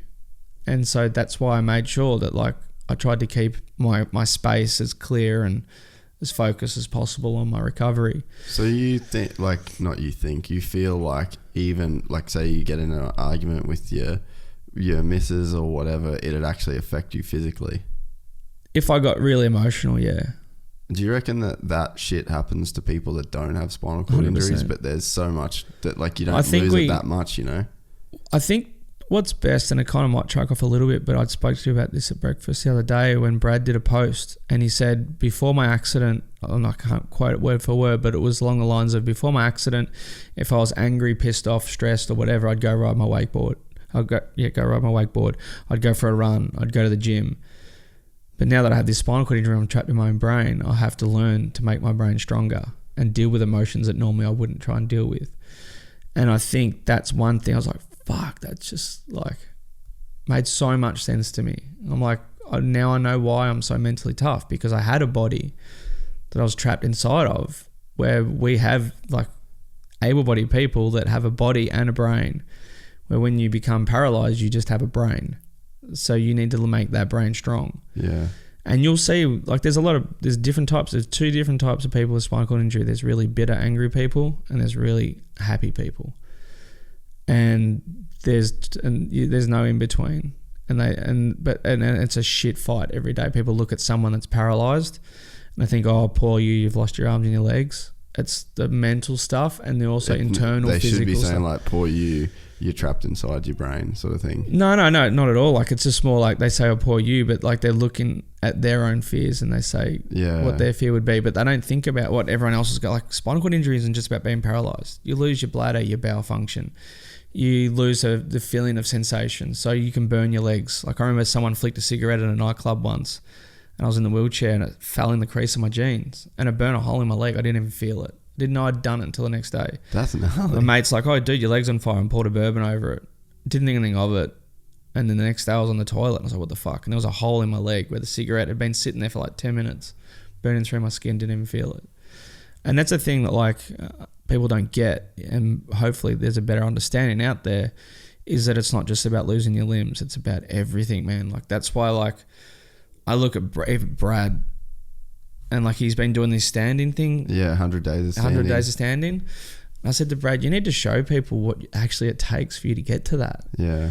And even he's like, oh, fuck, I didn't even think about that. Like, you know, and I'm like, people don't understand like what it takes. Have you seen all the breathing stuff that he's been doing? Yeah, underwater. Fucking savage, dude. Oh, dude, I've never met someone that's more of a humble human. Fucking legend. Yeah. Like, hands down, eh? And I feel weird when he says it about me. I'm like, no way. Nah. Yeah, I've got nothing on you. And even Barney, like when Barney talks, I'm like, but it's like he would see you like that though, you know, like we feed off each other. I was going to say, like, he knows what you've been through, you know what he's been through, like, because that's the thing is, like, there's not that many people, like, I can be sympathetic to your situation, and I can do what I can to help, but I can't relate to it at all. Yeah, 100%. You know, I like make the most, like, the closest thing I can do is like, oh, is it like walking on a fucking, when your foot's asleep? It's like, it's just not even a comparison, you know? One thing I do, and I don't know if the boys did this with you, if you tuck your fingers in and then you put just your ring finger out and keep your palm pressed against the table. Can't even do it. Oh, come on, mate. Not even doing it properly. Is this right? Well, you got to tuck that one in a little bit more. Oh, this one. And then keep your palm pressed against the table and then try and lift that finger off the table. Oh, yeah. I can't even fucking feel it. You can't feel it. You can't connect to it. That's what it's like being paralyzed. That's tiny. That's fucking crazy. So, like, what I did was I had to learn how to read like that's what Barney's done. And that's what Brad's doing. Is it not like, is it physically possible to lift that finger? Well, if you sat there for 2 weeks, you'd probably figure it out. That's fucked up. So that's why I get people to do in talks. Is like, I just no way try and show you what it's like. There's just nothing there. Like, there's zero connect. I felt zero connection to my finger. But yeah, like, you can just fix that and you're good. Yeah. Then so I'm like, where we are stuck. I don't want to compare myself to them because they're on a whole different level field to what I am. But you know, there was a stage where I was like bad, and that's why I'm so grateful. Like, I have so many shit days, and like, I trip over and I fall over, but then I realize I can get back up. And I know that there's so many people worse off than me, and their biggest dreams are my worst nightmares. That's like one of the that's one of the common things that you find with guys like yourself is like, you're always very grateful, and even Brad's great. Like in how fucked up Brad's situation is. Yeah. He says the exact same thing. I'm so grateful because there's people worse off than me. Yeah. There's just this insane gratitude that comes with people like yourself. And then you'll meet like a bitter person that's never had anything wrong to them. That's what I'm saying. It's, and that's like, what cooks me. I can't stand like people sook and like, oh, I got it so fucking bad. Or I'm like, bro, you got no idea. Well, like, even like taking AJ to the BMX. I remember my first time I took AJ to the beach by myself. I was scared shitless. I'm like, what the fuck? You know, I can't do it. He fucks off on me. I can't chase him. But I had to let go of that fear. And and then take him to the BMX track. But now he's getting more crazy. Like, I need someone there in case shit goes wrong, because it's like most of the time it's down the back, and like if something bad happens, like there's no way I'm getting him out of there. Yeah. We a couple of weeks ago, my buddy Zane, he had hip surgery, and we took AJ to the skate park, and he was at the skate park and he's doing all this insane shit on a bike. He's like, I want to play on the playground. Takes his helmet off, slips on the playground and splits his head open. And Zane's on crutches, like just had hip surgery. I'm on a walking stick. We've got 2 bikes out there. We've got a kid screaming because he's got blood pouring out of his head. And it wasn't because of that. It was more the fear, because we saw it and we're like, fuck, there's blood. Yeah. And like we looked at the back of his head and like, yeah, that's like black. That's not good. And so I couldn't carry both his bikes. Zane couldn't do anything. I'm like, hey, Jay, you're going to have to ride one of your bikes back to the car. And he's like, get on his bike, and just the Strider bike. And I remember we walked into the emergency, and Zane's on 2 crutches. I'm on a walking stick. And we've got this kid with a bloody head walking in, and I'm like, how many people are thinking, what the fuck are these guys doing with this kid? But that kind of like, yeah, it's. I feel like a lot of people, and my whole point to my stories is a lot of people let fear stop them from growing. You can look at Brad. You can look at Barney, you can look at anyone, like even any top athlete. They've had to go through a lot of shit to get to where they are. And they've had to learn to get through fear. They've had to learn how to self-believe in levels that no one else can believe in themselves. And that's why I love doing my school talks, because I want to teach kids young to not be scared. One kid asked me a few years ago at one of my talks, what's your biggest regret? And I actually, for a moment, stopped my entire talk and thought about it. And my biggest regret was that I never got to be the kid that I wanted to be, because I tried to hang out with the crowd and I tried to be the different person. I never got to be the kid that appreciated what I had. I never got to be the kid that wasn't scared to stand out of the crowd. And that's what I try to teach our kids now of our generation, because you can see everything's going fucking haywire. And it's only going to get worse, because that's what those kids are seeing. Yeah. So they need people in their lives to say, be different, learn to grow as yourself, and learn to not worry about standing out in the crowd. Learn to dream big. Learn not to be scared at failing. And that's what I even talk about the biggest corporates too. You know, and I also tell people, you know, also learn to live in the moment too. Because we're so busy worrying about where our next holiday or what car we're going to get or all their bullshit. And I've met so many people that have broken their neck. And especially I remember I met this one guy. He was a high-end executive. And so I still don't understand how it happens. But every time someone breaks their neck, they find me. And the family brought me in. And he goes, all I want to do is hug my kids and I can't. And he said, for so many years, all I did was focus on work, that I never thought about the times with my kids. And he goes, all I want to do is hold my kids and I can't now. And that hit me. Like I wasn't even a dad then. And I did some stuff with Shannon Ponton. So he met my mum in Bali, and then Shannon, you know, from Biggest Loser. Oh, the trainer. Yeah. So Shannon and I met when I brought my book out. He read my book and he brought me to one of his talks, and he kind of got me to do the talk with him. Oh, that's pretty cool. And yeah, it was really cool. He's one of the only people that can say fuck and it doesn't sound bad, or tell you that like you're a piece of shit, and like it's like, cheers, man. What you see him on TV is like how he is. Like he's just like straight up Aussie normal bloke. He'll tell you how it is. And so we did this talk, and like it was one of the top banks in Australia, and all the top bosses were there. And he's going around to the crowd and he's like, all right, what's your earliest childhood memory? What's your earliest childhood memory? And they're all saying, when I was a kid, hanging out with mum and dad or my brother or sister, going camping, doing all this shit. And everything was always about being a kid, being around their family. He's like, all right, everyone raise your hands. So like 100 hands went up. And he said, all right, drop your hands if you work 40 hours a week. And a few hands dropped. All right, drop your hands if there's 50 hours a week. And we got to some ridiculous number. It was like 80 or 90 hours a week. And there was this one guy with his hands still in the air. And Shannon goes, first of all, how the fuck do you even fit 90 hours of work in your week? And second of all, when do you spend time with your family? And he's like, oh, well, I work from X hour to X hour, I get home, have dinner with my family, talk to my kids around the dinner table. Then after dinner, I go have a shower, go to my office, do some more work, then go to bed. Shannon goes, when do you spend time with your family? He's like, well, what I do is when I get to work and then I get home and then I sit down at the table and I sit down and talk to my kids and I go do my shower and go back to bed. Shannon goes, when do you spend time with your kids? And it fucking hit this bloke like a brick wall, man. So he was just giving that response like it was no big deal. Yeah, and he wasn't getting it. And Shannon's like, you don't get what I'm saying, do you? Like and the guy's like, spend time with your kids. And he's like, that's not time with your kids. Yeah. And it hit this guy like a ton of bricks. And Shannon goes, go home and ask your son what his earliest childhood memory is and hope the fuck you're in it. And like, I just literally watched this bloke's fucking heart shatter. And it's not about making people quit. It's making people prioritize what really is and what should be a priority.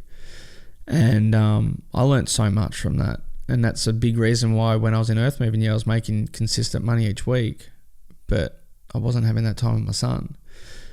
And it made me, and then obviously my marriage falling apart, it made my talks, I lost passion for my talks because it was just the same talk. And then when I went through all this shit, I realized that I want to get back and doing my talks again. And my talks are so much different now. And I mean, they're always full of passion. But like, I have at least 15 people pass out a year in my talks because they like, really, especially when I talk about the broken neck part. And like, now I literally have to come with a warning when I start my talks. This is graphic. Like the first 15 minutes are heavy. Like I literally will sit there and I'll be scanning through like an auditorium of kids.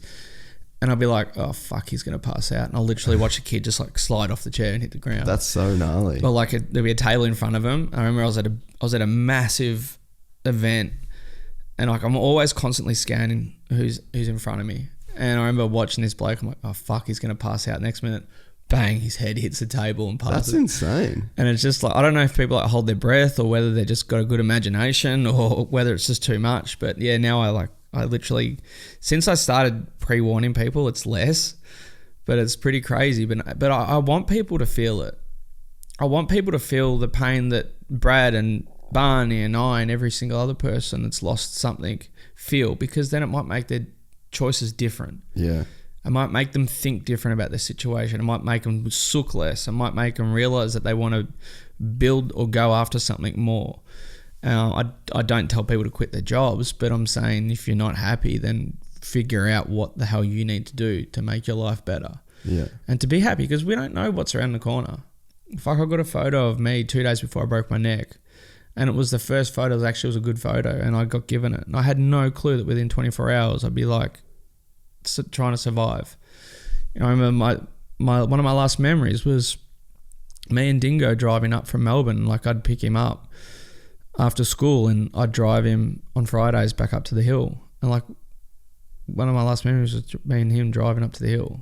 And like I had no clue that within 24 hours. Yeah, like it was almost no one knows what's around the corner. So appreciate what you've got. And that's sort of what I've learnt from so much. And it's a simple shit that we bypass. Yeah. Like even you the other day saying when we caught up, like you jumped on your bike and rode down. Like it's just like for someone that loses everything, they lose that ability where you're grateful that you could just do that. It's like accessible and it's fun. And like you watch people that, I remember I did a talk and it was for up in, I think it was like for Cronulla Sharks or something like that. It was like their junior league or something. And one of the dads was there and he knows Barney. And I remember I did my talk and I said, sometimes you got to be spontaneous to make memories with your kids. And he wrote to me the next day and he's like, dude, I was driving my kids to school and we both, my kids looked at the waves and I went, fuck it, we're going surfing, turned the car around. And then he's like, rang the school and said, my kids are sick. And he went out surfing. I said, that's the shit that's going to make your kids remember. Oh, yeah. It's like those little moments are what's going to make you remember it. And that's where you got to start with the kids. And like, I love my corporate talks and there's good money in the corporate talks. And I love being hired by like the top people in Australia and I turn up in a pair of shorts and t-shirt. And people are like, why do you turn up and put shorts and t-shirt? I'm like, because I feel comfortable. And if they're going to judge me on what I'm wearing, then I'm a shit speaker. Because I used to turn up in a suit. And like, I think I was telling you the story when I got hired by like Suncorp, or it was like Commonwealth Bank or one of those ones. I was doing like a road show. And I turned up in a suit and it was the shittest talk I've done. And they were paying me like good money. And the head boss said, to make your talks better, what would you do different? And I said, not wear a suit. I said, I hated it. I hate being in this skin already and I'm wearing a suit. It's not who I am.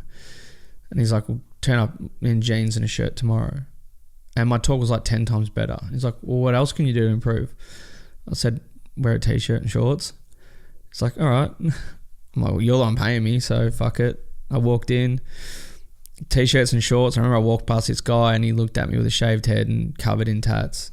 He's like, I knew what he was thinking. What the fuck's this guy gonna? What's he gonna say? What's to he me? gonna teach me? Yeah. What? I'm a high-end executive in Sydney. I'm worth fucking billions or whatever. And I did this talk, and he was the first person that bum rushed me and ran up to me and hugged me, crying. And he's like, I judged you when you walked in. And I said, I know you did. I saw you. And he said, I realised that the judgment was on me because my son has a shaved head and tattoos and doesn't want to do what I do. And I put pressure on him to try and do what I've done because of my success. But I realised that that's the complete opposite of what I should be doing. I should be embracing my son to challenge himself and be who he is going to be.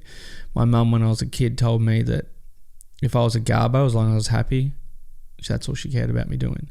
As long as I was a happy person. And this high-end executive guy that like looked at me like I was a piece of shit, like was hugging me and crying in my arms like an hour later. And all I'm doing is telling a story. A true story, but I'm telling a story. And like obviously not everyone's going to identify with breaking the neck because thank God not everyone that I speak in front of has broken the neck. Probably about 99.95% of people I've ever spoken in front of have never broken the neck. But I want people to feel what it's like to lose everything before they've lost everything. Because once you do lose everything, some things you can't always get back. So that's why I make sure when I do my talks, I want people to feel pain. I want people to feel sadness. I want people to feel joy. I want to take them on a roller coaster because life is a roller coaster and we've got to weather storms that sometimes we don't always think that we can handle. Like I look at so many things that I've gone through. Probably one of the toughest things, and ironically people think, oh, it's just a dog, but I lost my staffy 2 years ago, and that was now I still choke up about it. Like that was the hardest thing I've been through. I lost my brother 3 months before 3 months before my son was born. My brother was killed in a car accident, and that was tough. But I lost my staffy a year or two later after my brother, and because I had her in my life every single day, and when I broke my neck, I was in a pretty toxic relationship, and the girl used to tell me, well, you're lucky I'm with you because no one else would want to be with you, because I was in a wheelchair and stuff. And I got this staffy, and she gave me love that like I'd never had. And then like I obviously broke up with that chick pretty quick once I had the staffy, because she gave me like this strength to go outside. Like everyone would always stare at me because I was in a wheelchair, and people were like, why you wear nice clothes? Why do you wear nice shoes? You're in a wheelchair, you should wear just like moccasins and tracky pants. I'm like, well, why can't I look good? Why can't I feel good? And when I had a staffy, everyone looked at the staffy. And so for 14 years, I had this dog in my life. And then when I had to make that decision to put her down, like, fuck, man, that was one of the hardest things I've ever been through. And I had to learn to start, like when I lost my brother, I couldn't do talks. But then I had to learn to live for them. Just like when Bronnie passed, and Maddie and Judd and Heath and my grandma.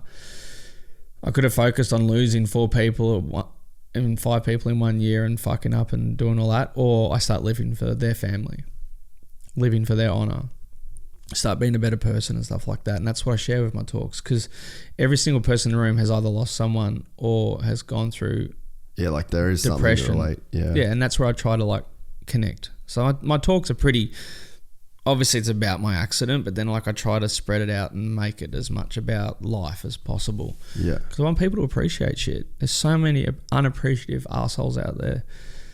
And then like it'll just take them something that will just change everything. And they're like, oh, well, fuck, there's just things I can't undo. And that's the biggest thing, is to live with regret. And that's what I want to try and help our future kids, because I want them to build a better future for my son. And I want to build a better world for us. And I think that our world needs more dreamers, because like you get knocked down for being a dreamer. You get knocked down for you start in your podcasts. I'm sure you had a lot of people like, oh, what are you going to do with that? Where's that going to go? Yeah. Who cares where it goes as long as you're enjoying it? and look at where it is going, you know, and you get to meet so many different people and learn so many things. And, you know, like I've got so many friends like, fuck, I wish I did this, I wish I did that. I'm like, well, fucking do it. Oh no, but I'll lose my job and then I'll struggle with money. So I said I had a good paying job and I get paid good money with my talks, but sometimes like there's big gaps. You figure out how to survive and you realise you don't need a lot. Yeah, 100%. Like I used to have really nice cars. I drive a Ford Territory. My dream car was a Maloo, and 8 weeks ago I went to put a deposit on it, this black Maloo I found.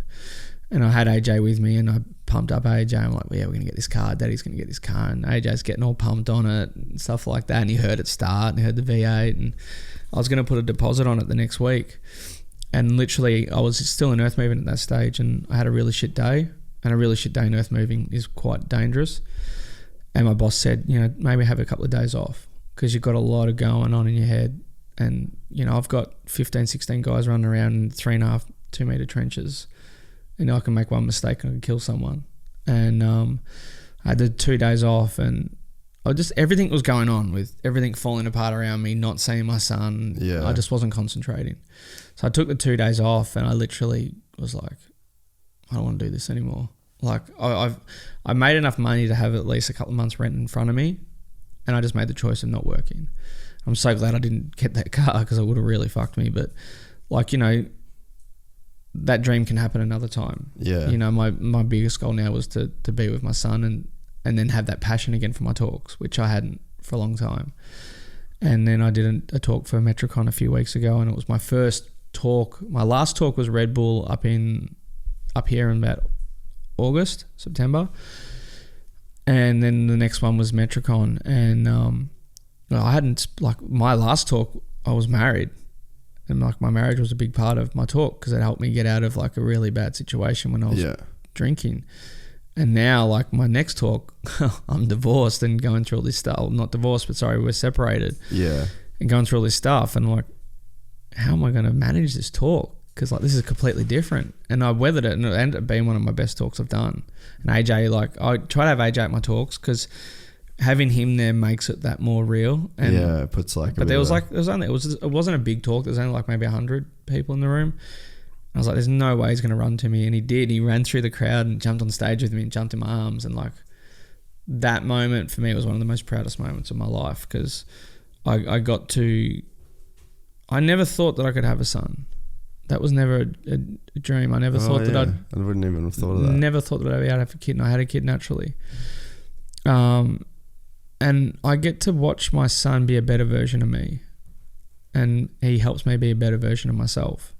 And that's why I bring him in my talks because it makes that more real. And that's why I'm like, dude, if you're on my Instagram, it's so much of my son. But there's a reason. It's just because I want people to also see the joy he brings me, but then maybe they might see more in their own kids. Because I think a lot of parents take their kids for granted. I think people can have kids really easily. And they like, oh, my fucking life's over. Yeah.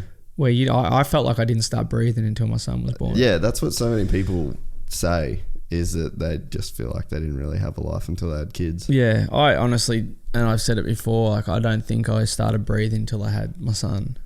And I'm just so proud of him. Like it's just like even small things like he goes to daycare, like fuck dude. The first time we went to daycare he walked in like so proud. And then when we left, like I remember hearing him losing it, and we're in the car park and I'm like, fuck, I don't want to do this, but I'm like, you have to let them get to that, push past that point. And then a few times I had to take him, this is when we were still in the marriage, I had to take him by myself, and it was so hard to get him in there because he was too strong for me because like I couldn't get him in. I used to have to get like his teachers to come out and help me drag him in, like, and then you hear him screaming. And then he had then we went through obviously the breakup, so there was a good 6 months, maybe not that long, maybe 3 or 4 months where he didn't go to daycare. And then I took him to a new one where his friend was one of my mates whose son's 3 or 4 days older than AJ. And the first time he's like, no daycare. Like literally you'll watch a video, every time he sees me the first time he's like, no daycare. I'm like, nah mate, no daycare yet. This is because he'll go, but he doesn't, he's not into it. And I get so proud of him now because he doesn't want to go there, but he'll walk in there now. Yeah. And he'll say goodbye. And he's got tears in his eyes. And he's like, bye daddy. And it crushes me. but he needs to go through that too to obviously grow, because he doesn't like hanging out with kids his age. Yeah.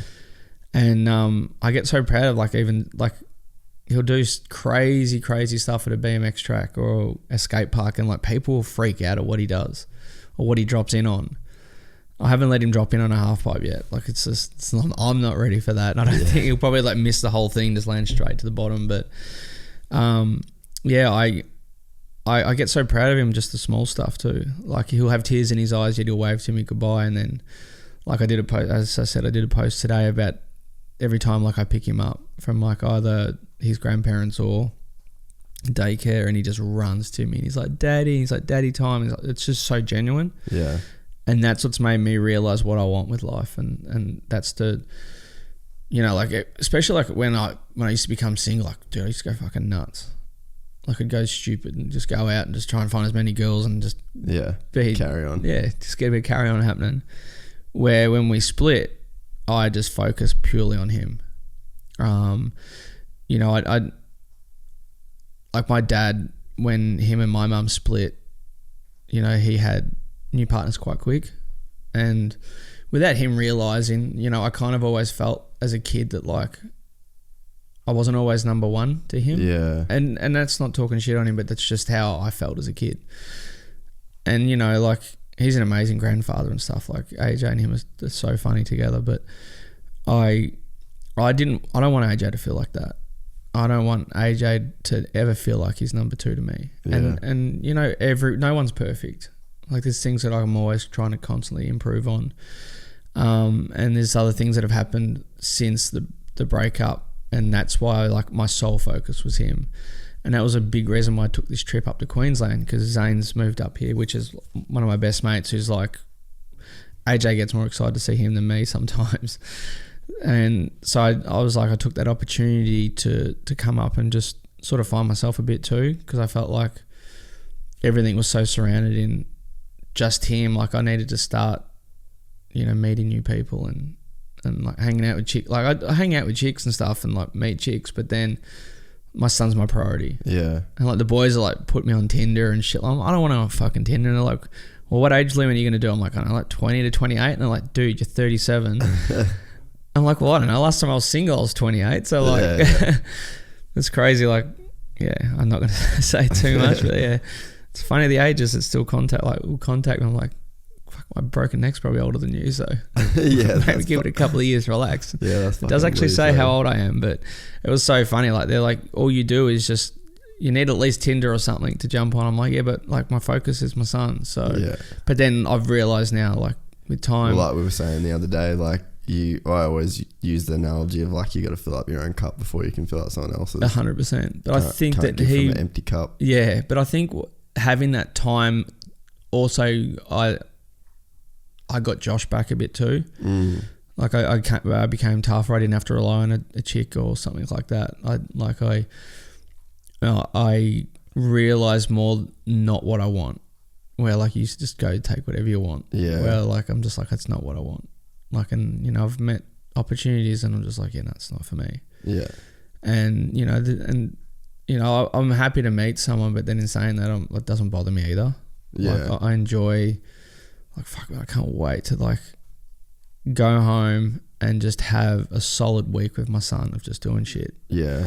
Whether it's us just watching Blaze on TV or whether we go to the BMX track or just, you know, like he still co-sleeps with me at the moment just because, like, I think he kind of needs that nurturing bit too as well. But then the feeling of waking up next to him and he's like, my daddy's here. And like, he sits on my head and like, wake up, time to wake up now. And like, he'll watch Blaze while sitting on my head and just like, it sounds fucking stupid, but like, I love that. Is that the little things? Those little things. Because like when I broke my neck, man, I would never have thought that I'd have that. Yeah. If I had have pressed that button, that if there was a button to end my life 18 years ago and I would have pressed that, I wouldn't have all this. Yeah. And, you know, yeah, I've gone through some fucked up shit. And, yeah, it's been tough and it has been a hard road. And it's not easy having a spinal cord injury. And especially trying to meet a new person with a spinal cord injury. It's not easy because there's fears that you have even after having it for 18 years. Man, when you meet a new chick and you like... And, like, dude, think about how... like not even everybody that's just like normal, never been through an injury, is they still have like these self-conscious and anxieties in a relationship. And it's like, how many people that are completely normal, to use a lack of a better word, and like they'll never be free of those worries. So imagine like adding in other stuff. I was just sort of like, even like, you know, like I'm pretty good, like I'm like the bathroom stuff sort of all good and stuff like that, and it's more like the drinking side of things. Like I have a few drinks. Like I went out the other night and, you know, there was people around that sort of haven't been around me, and like I started like that, they try to help, and and I'm like, oh, I don't want you seeing me like this, and and I realised it was my own insecurities. It wasn't theirs. I'm like, they didn't give a fuck. It didn't bother them. They knew how I walked on the walking stick. So it kind of teaches me again, like, because when I was in the marriage, I was in a safety thing because she knew what I was like, and I could just like, she knew everything about me. So it never mattered. It just becomes so routine. Yeah, and then now I'm like a 37-year-old dad that's all fucked up and blowing out and trying to meet new people, and realise that it was myself judging me. And it's taught me, like this trip has taught me so much in this 10 days. And isn't that crazy, that you like, you know, you're such a short 37 time, and you've been through so much, and like 10 days can teach you so much about yourself. And like as I said to you at the start, like on Sunday night, like I went to sleep crying because I missed my son so much, and I could have jumped on that plane and flown home and I would have been okay. But then I wouldn't have it's met. Like a drug addict giving yourself a hit, Huh? It's like a drug addict, and you're in like, a different way. It's a different thing. And that's what I mean. Like, you know, I found that I was relying on him a lot. But we probably make choices as just adults. We probably make choices to run back to our little crack every, you know, like every time. Well, I always say going back to an ex is like taking a shit and trying to shove it back up your ass. It's going to be messy and it won't work.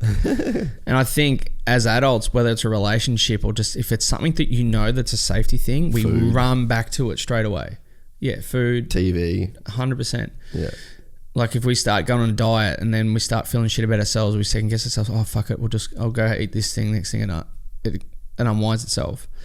So like with my situation being up here, it was like, I know I could change my flights and fly home, but then I'm not going to book I'm not going to book the schools that I want to book. I'm not going to get to catch up with mates that I never get to catch up with, like catching up with you or catching up with Jake and other mates and Andy and Ty and my other friends that I've got to catch up with. Like I would have missed out on that. And so I made sure to focus on, okay, I'm going to make the most of this time while I'm up here. I booked a few schools, so I'm going to come back up in another month and try and do some talks. I know that Andy and all the boys like really keen to get me to do a talk and stuff like that. So it kind of like I made it worth it. I'm like, okay, I could look at it as a sacrifice, or I could look at it as, okay, I'm going to make the most of this time I'm up here now. Because normally when I come up to Goldie, I'm doing my talks and I never get to catch up with anyone. I'm too fucking tired. And like most people obviously work. So when I go to catch up with them, they're wrecked from work or so it never works. So like having that time, just Josh time, was good to be able to catch up with mates and sort of just do what I wanted. Figure out who you are again. It's the first time I've been single up on the Goldie, and I didn't even hit Cavill Ave. Apparently Cavill Ave is not even a thing anymore. Fuck dude. That's how long it's been since I've been out. Man, I don't go north of Mermaid Beach. My gym, Mermaid, dude. Literally Mermaid. Like that's where my gym is. And I just don't go past that shit. I look, to be honest, like but the Goldie's changed so much, you don't sort of have to. Yeah, I think there's so much to offer down here. Like I love where I live in Melbourne. I just get over the cold. Like but I find that people up here, and it's not even talking shit on people in Melbourne, but I find people are more open to bringing other new people in. I think it's because it's such a melting pot of people who've come from Adelaide, Melbourne, Sydney. Yeah, it's sort of like LA, dude, to be honest. Yeah. Like I feel like the Gold Coast is getting a bit of that LA thing where it's like there's a lot of creatives that come into the Gold Coast, a lot of people trying to start brands, photographers, models. Like really, it sort of has like more of a LA vibe to it now. The Insta models. There's a lot of Insta models. That's all these influencers. Yeah, I know. What the fuck are we influencing how to get your teeth whitened? But I think shout out to Height that. Yeah. So like that's the one thing that I think that I love coming up here. You find that creative side, but I've found like the support's insane. Like more so like they want to hear my story. Like the boys, like Zane, who I've been best mates with for 14 years. however long it's been, he heard my talk for the first time when he did some photography for me for the Metricon talk 8 weeks ago. Yeah. And it's just like, people know my story, but they don't know my story because Well, like I don't need to talk about it. yeah. Like they know I fucked up. They know I broke my neck when I was a kid. They know that I go through shit, but like they never know how deep. Yeah.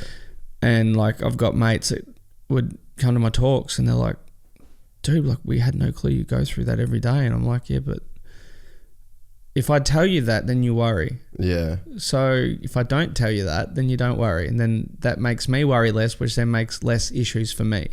Because what happens, and it happens to anyone, even an able-bodied person, your worries build up so much that you cause problems. Yeah. With a spinal cord injury, it's the same but worse. It's like you worry about all these things and then the problem hits you and everything falls apart. And that's one thing, like being up here, like I got to meet new people and I got to meet new people that never met me how I am. And like I've realised that like everyone just embraces you and stuff like that. But everyone up here I found in Goldie just brings you into like their groups. Like I know this clicks, man. I'm not fucking stupid. Like, yeah. But like I find it like the majority of people, like when I went to Dust Hustle and stuff like that, there was dudes like I've talked to online for so long and like I caught up with them, it was like a slap punch and like we would known each other for years. Yeah. And we sat down and like talked for like, and like it was like we've known each other for so long. Like that, like catching up with Dean Ross like 18 months ago when I was doing the videography, like we talked online and then one day I was like, dude, we got to catch up and I'll video you. And like it was, so we talked online, it was not even weird to catch up. And like we did probably one of my most favorite edits I've ever done, which I showed you. It's sort of like, it's so funny that like we have this social media world and you'll find like, even like you'll try to talk to a chick online and like straight away they think that you're trying to fuck them. I'm like, fuck, do you have any like random dudes I talk to online? And I'm not trying to fuck them. Like it's just, I like to talk. I like to meet new people. I was talking to, who was I talking to? Oh, Jake from Shock Mansion. He's gone to like 17 different schools through his life, something like that. But yet he can meet anyone and get along with anyone because he's had to change so many times. Like I've changed off the top of my head probably 6 or 7 schools. But then you'll find like the groups have like been in the same school from prep to like high school and they've got the same clique and they don't let anyone in their little clique. Yeah. And then like they're socially retarded. Like they meet people and they don't know what the fuck to do. They don't. In this own little ecosystem. Yeah. And so like that's that makes sense. I've never thought of that. Yeah. So like that's what I found with social media. Like someone will add me or something like that, whether it's a male or female. I'll start talking to them. Like I've got that many like, and it's not even. I don't feel like it's weird. Like there's guys that I talk to online that I've never met, and like they'll comment and shit like, "Oh, I love seeing your videos of your son. Like they've got kids and blah blah blah," and then. There'll be like chicks will add me and like I'll start talking to them and they lock up and straight away they think you're trying to like screw them. I'm like, it's fucking, people are so socially fucking retarded these days. It's so weird that crazy. it's called social media though. But no one's social. Nah, it's fucking weird. Dude, we're at a dinner table last night and like a couple of chicks rolled in and like the boys were there and I looked and like a few of us were single and like half of them were on freaking Tinder. I'm like, yeah, but it's like we're all fucking single here right now. This is how it used to happen. Yeah, well, that's how it used to happen. But anyway, I'll just keep eating me dinner and enjoy that feed. That's what's been cool about Gypsy Tales. Like I've met so many rad people through it. Yeah, like not just guests, but just listeners and like listeners that reach out and like whatever, you know, be the same with you and your talks. I think you just have to talk more. People are so fucking closed off. So people are so worried about judgment. So people are so worried about what other people are going to think all the time. But yet they'll post all this bullshit on social media. Like majority of people didn't even know that my wife and I had separated. Oh, yeah, I didn't. Couldn't even post it. Yeah. Like some shit doesn't have to be posted. And like I posted what I wanted to post, and that's what most people do. But then you'll find another aspect where people just post all bullshit. And it's just like, oh, my life's fucking over, everything's falling apart. I'm so like, they're people that are probably trying to look for a different type of, not necessarily in a bad way, but like attention. Yeah. Like some people I've met, like they went through major depression and none of their friends reached out and I could just see little signs and they posted and I'd rang them. Like, oh, like, give me your number and I'll call you. Like, people don't know. They're now really close friends with me. And I had no clue that, like, they were going through major depression to, like, almost suicide. And so I think social media can be a good and bad thing, but I think that there's a lot of people either overshare or like they make this whole fake bullshit life of influencer life where they literally like they'll take a photo and then they'll just sit there wondering who's going to judge them on the fucking photo of like whether their ass is in the photo or like, you know what I'm talking about. And that's what I think social media can be such a good different platform. And I hopefully like with you with Gypsy Tales or me with my talks and stuff like that, I hope that like it can spread better awareness. Like me posting all the time about my son. Hopefully there's parents out there that might look at that and go, oh, I realize that I need to do something more with my kids as opposed to maybe not focusing on work or my other own personal shit. And I think it's definitely social media is a good and bad thing. I definitely think it's a different world. It's just the perspectives that people view any situation with. Yeah. Because it's like you can like there's people like, for example, like I'll post a video like when we do the motocross stuff and you'll just get people that just have like, they'll make these comments about it and I'm like, that's just a weird way to look at it. Yeah. Like, you know, like you'd have to be looking at the whole thing. Like if you reverse engineer the situation to like look at what eyeballs they're even seeing that through. I'm like, well, that's a fucking weird pair of eyeballs.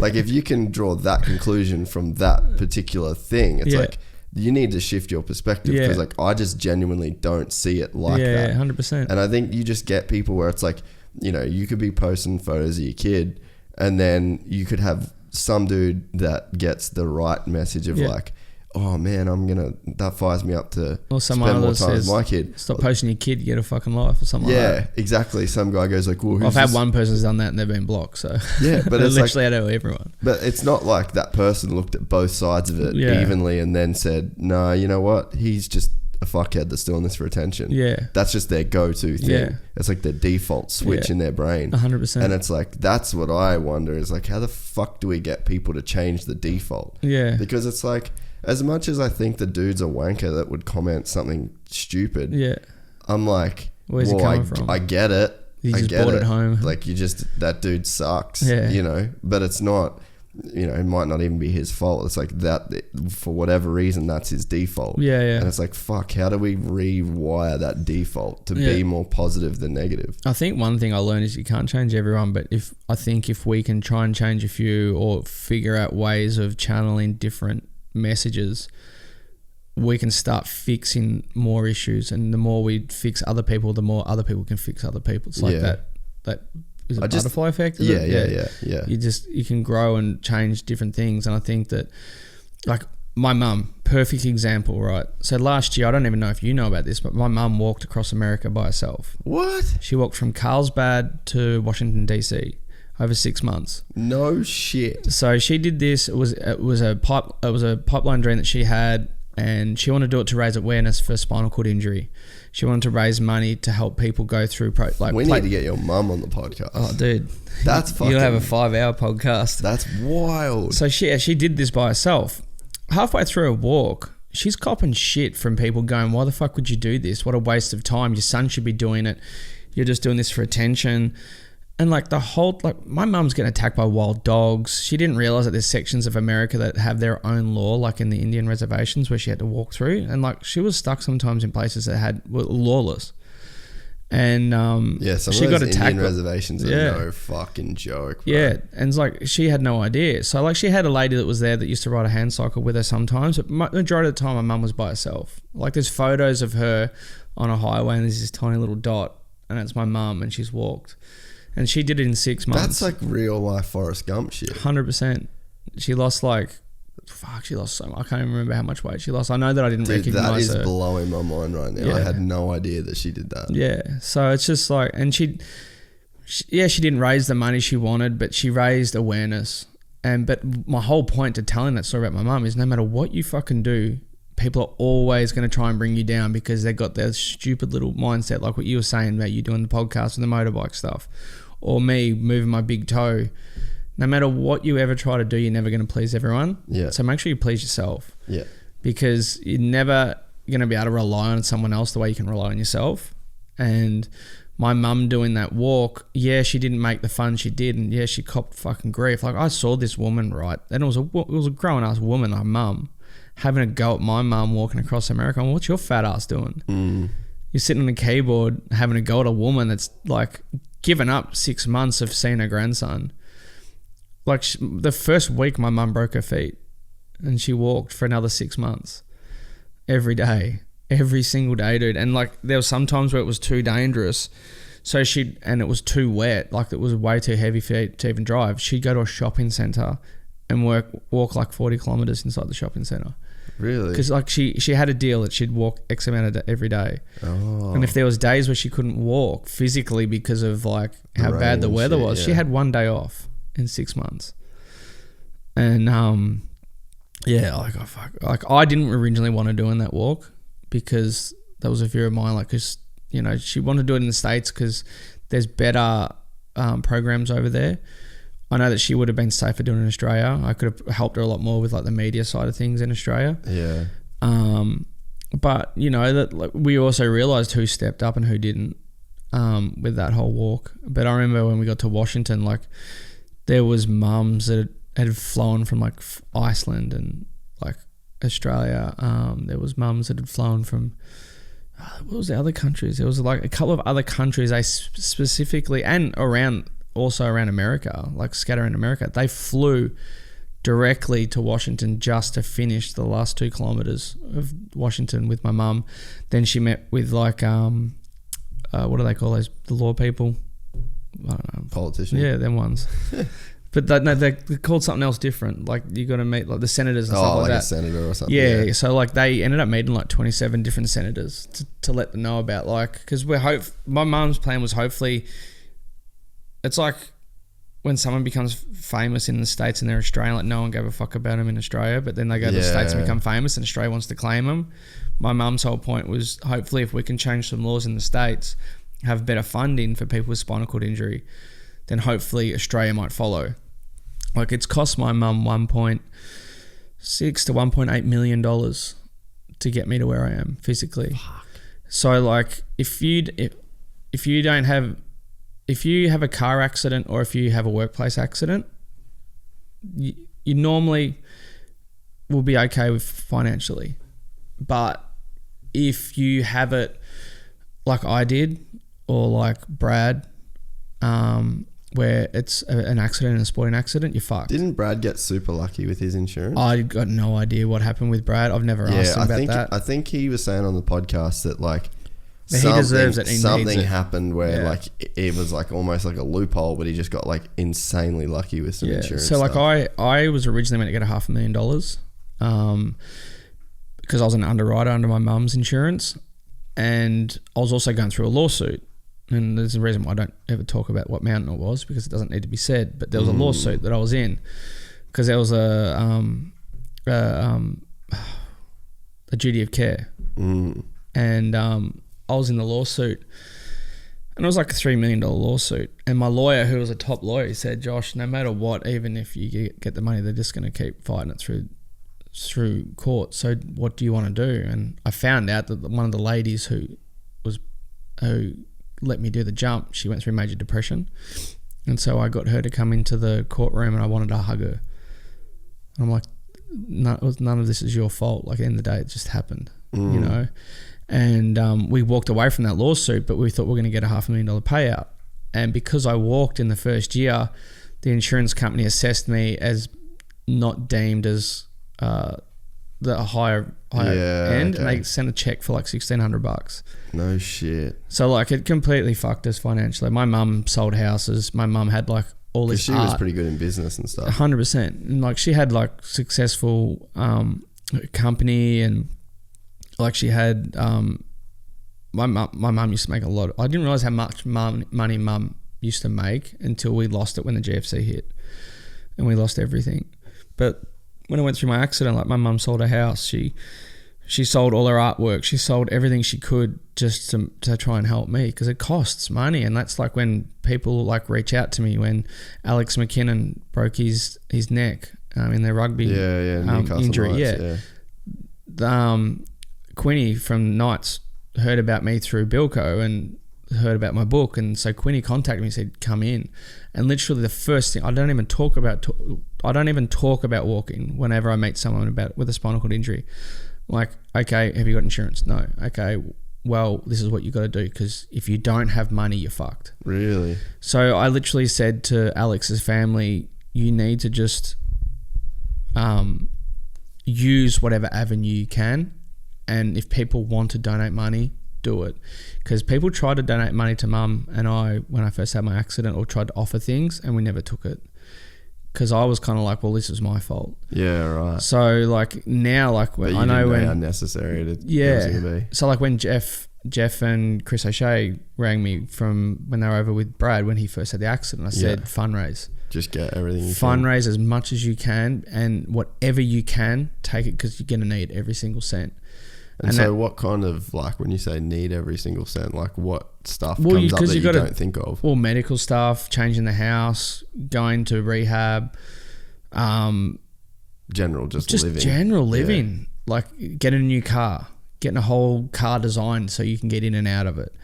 Your wheelchairs. Like Brad's wheelchairs, I'd hate to know how much they would cost him.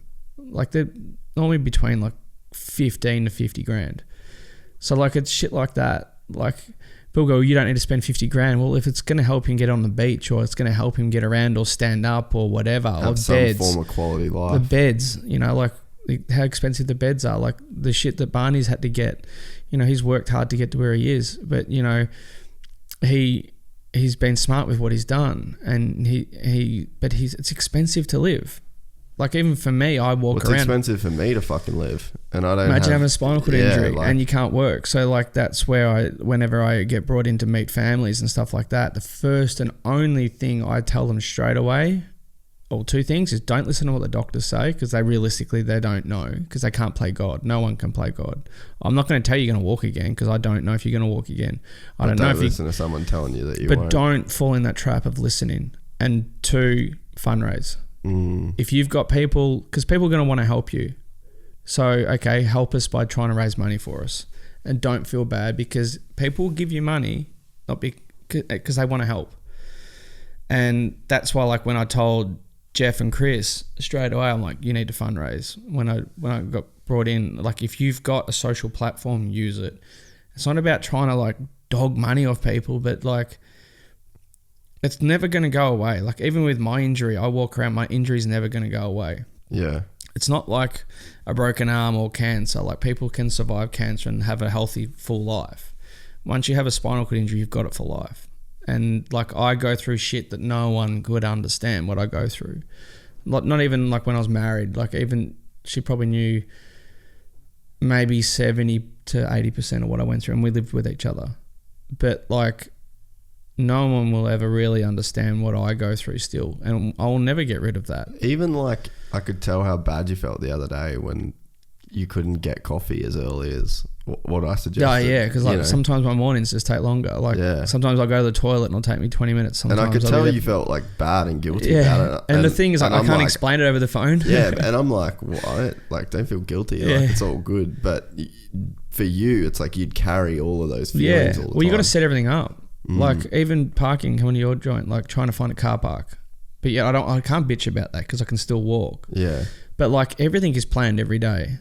Like literally when I was in earth moving, I didn't go to the toilet in the morning because it takes me sometimes an hour to go to the toilet. Yeah. But sometimes I can do it in like 15, 20 minutes. It's rare. Otherwise, normally it's an hour. Sometimes, I've been on toilet for fucking 2 hours. And this is shit that like I never talked about for so long, but then I realised that not talking about it doesn't help it. And then people think, oh, you're fucking lazy because you're late. It's not because I'm meant to be late. Yeah. So like when I was in earth moving, like I was getting up at 4:30. I had to be at work at 6, and then I'd come home and literally go to the toilet. And then by the time I finished at the toilet, I was so tired. Sometimes I wasn't even having dinner. I'd just have a Milo and go to bed. And then that's where my health just started unwinding because like I didn't have time in the mornings to go to the toilet, so I'd have to go at night, and I have to go to the toilet every day. And like most of the time, and I'm putting it out there, if I'm late for something, it's because the toilet took too long, you know, like it's something you just can't predict. And that's like what the boys go through. Like they go through so much fucking shit that you could not understand, yet they smile every day. And then I'll watch someone that will bitch. Yeah. And I'll watch someone that will bitch about how bad they've got it on social media. I'm like, go spend a day with them for a day. Add like all of life's problems that you have now plus all of these problems. Yeah, and try and handle it. Like the other day, I said to one of the boys, they weren't even bitching. I'm like, fuck, I'd love to give you my body for a day. Yeah. And like, I've got it pretty good. Like, you know, I'm good. And like, I'd love to give you my body for a day and just see how you handle it. Like, I'd just love to just stroll it and just like, I reckon I'd freak out if I didn't have pain. Yeah. I wouldn't know what to do with myself if I didn't have pain. Isn't it pretty remarkable what your brain can get used to then? Yeah, 100%. I think we don't really use it to its full potential. 100% we don't use it to a full potential. Like you, even listening to some other like when Joe Rogan talks about stuff that he does and stuff like that, and you're like, fuck. You know, like I look at what I've done and I don't necessarily realize what I've done until like I talk about it with you or like to other people or even in my talks. I learn so much about myself when I do my talks because I'm like, mentally I think we can overcome so many things, but until we're challenged. And that's why I try to do my talks is I try to challenge people so they mentally do more than just the easy or what's safe. And you know, like my spinal cord, I haven't said this yet, but I should. So about 5 years after my injury, I sent my MRIs to a surgeon in Sydney that knew nothing about my injury. He knew nothing about my recovery. And Mum and I flew up to Sydney. And I remember we walked into his office and he said, "Oh, sorry, I've got another patient before you." And I said, "No, I'm Josh Wood. I was here at 12 o'clock. And I could see my MRIs. I knew my MRIs. Had them for years. Yeah, you've seen them for a while. Like, that's my MRIs up on the box, the glow box. I had a bit of attitude with doctors back then and surgeons because all I ever had was regression. And I'm like, "You're a fucking cop. Like, yeah, that's me." And he leant on his chair and then he turned around, he sat down in his chair and sat behind his big desk and he took his glasses off and he rubs his eyes and he goes, "It's impossible that you just walked in here." I said, "Well, clearly it's not fucking impossible because I walked in here. So what are you trying to say?" And he sat me down and he's like, "Mr. Wood, you literally have 5% message going from your brain to your feet." He said, "You've crushed so much of your spinal cord that about 90 to 95% of it's died. It's like an elastic band when you stretch it. It goes like that clear color. Yeah, it goes thin. and like brittle. And it's thin. That's what my spinal cord's like." And he said 5% goes from your brain to your feet. So like when I go on a spin bike, I'll be at the gym and I'll ride that thing for a couple of K. I'll answer a text message and I'll read it and I'll look down, my legs stop. That's how much brain power I use. So like when I do my talks, I used to stand and do my talks, but I found if I sat, sometimes there's situations in my talks where I have to stand because like they can't see me because there's a big speaker's booth in front of me. Yeah. Whatever the technical word is. But yeah, like when I do my talks and I'm standing, I'm not thinking about my talk. Because it takes so much energy. Literally come in and out of my talk in my brain. Like I'll see a slide and I'm like, "Oh, okay, that's where I'm up to." Like I'm constantly thinking about standing. So like, yeah, when I was on the spin bike, I was riding, got a text message, I read it and I looked down and my legs stopped. So then I started trying to play Angry Birds or games. While you were still spinning to try and like I'd literally be riding, like I'd start falling off the bike because like my brain wouldn't know what to do. And it was just crazy. And this was like 13, 15 years later after my accident that I'm figuring this shit out. Like now even, I used to not be able to talk to my mates when I walk down the street. But yet now I can. Like the other day, like I was joking, I was on the phone with a friend, I'm like, "Oh, I'm talking and walking at the same time." You know, a year ago I couldn't have done that. That's insane. So there's still improvements 18 years later. And like it's small shit that like people would take advantage of or wouldn't even think of a big thing. But it's just so funny that like when this surgeon, he's like, "Out of my 20, 30 years of being a surgeon, I've never seen a recovery like this." And he goes, I just think it's impossible. I said, "Well, so you got to stop saying it's impossible because I just walked in." So like, what are you going to... Then I shit myself because I was like, well, hang on. If I only got 5% left, it might take just a small knock and I'll fuck everything. Yeah.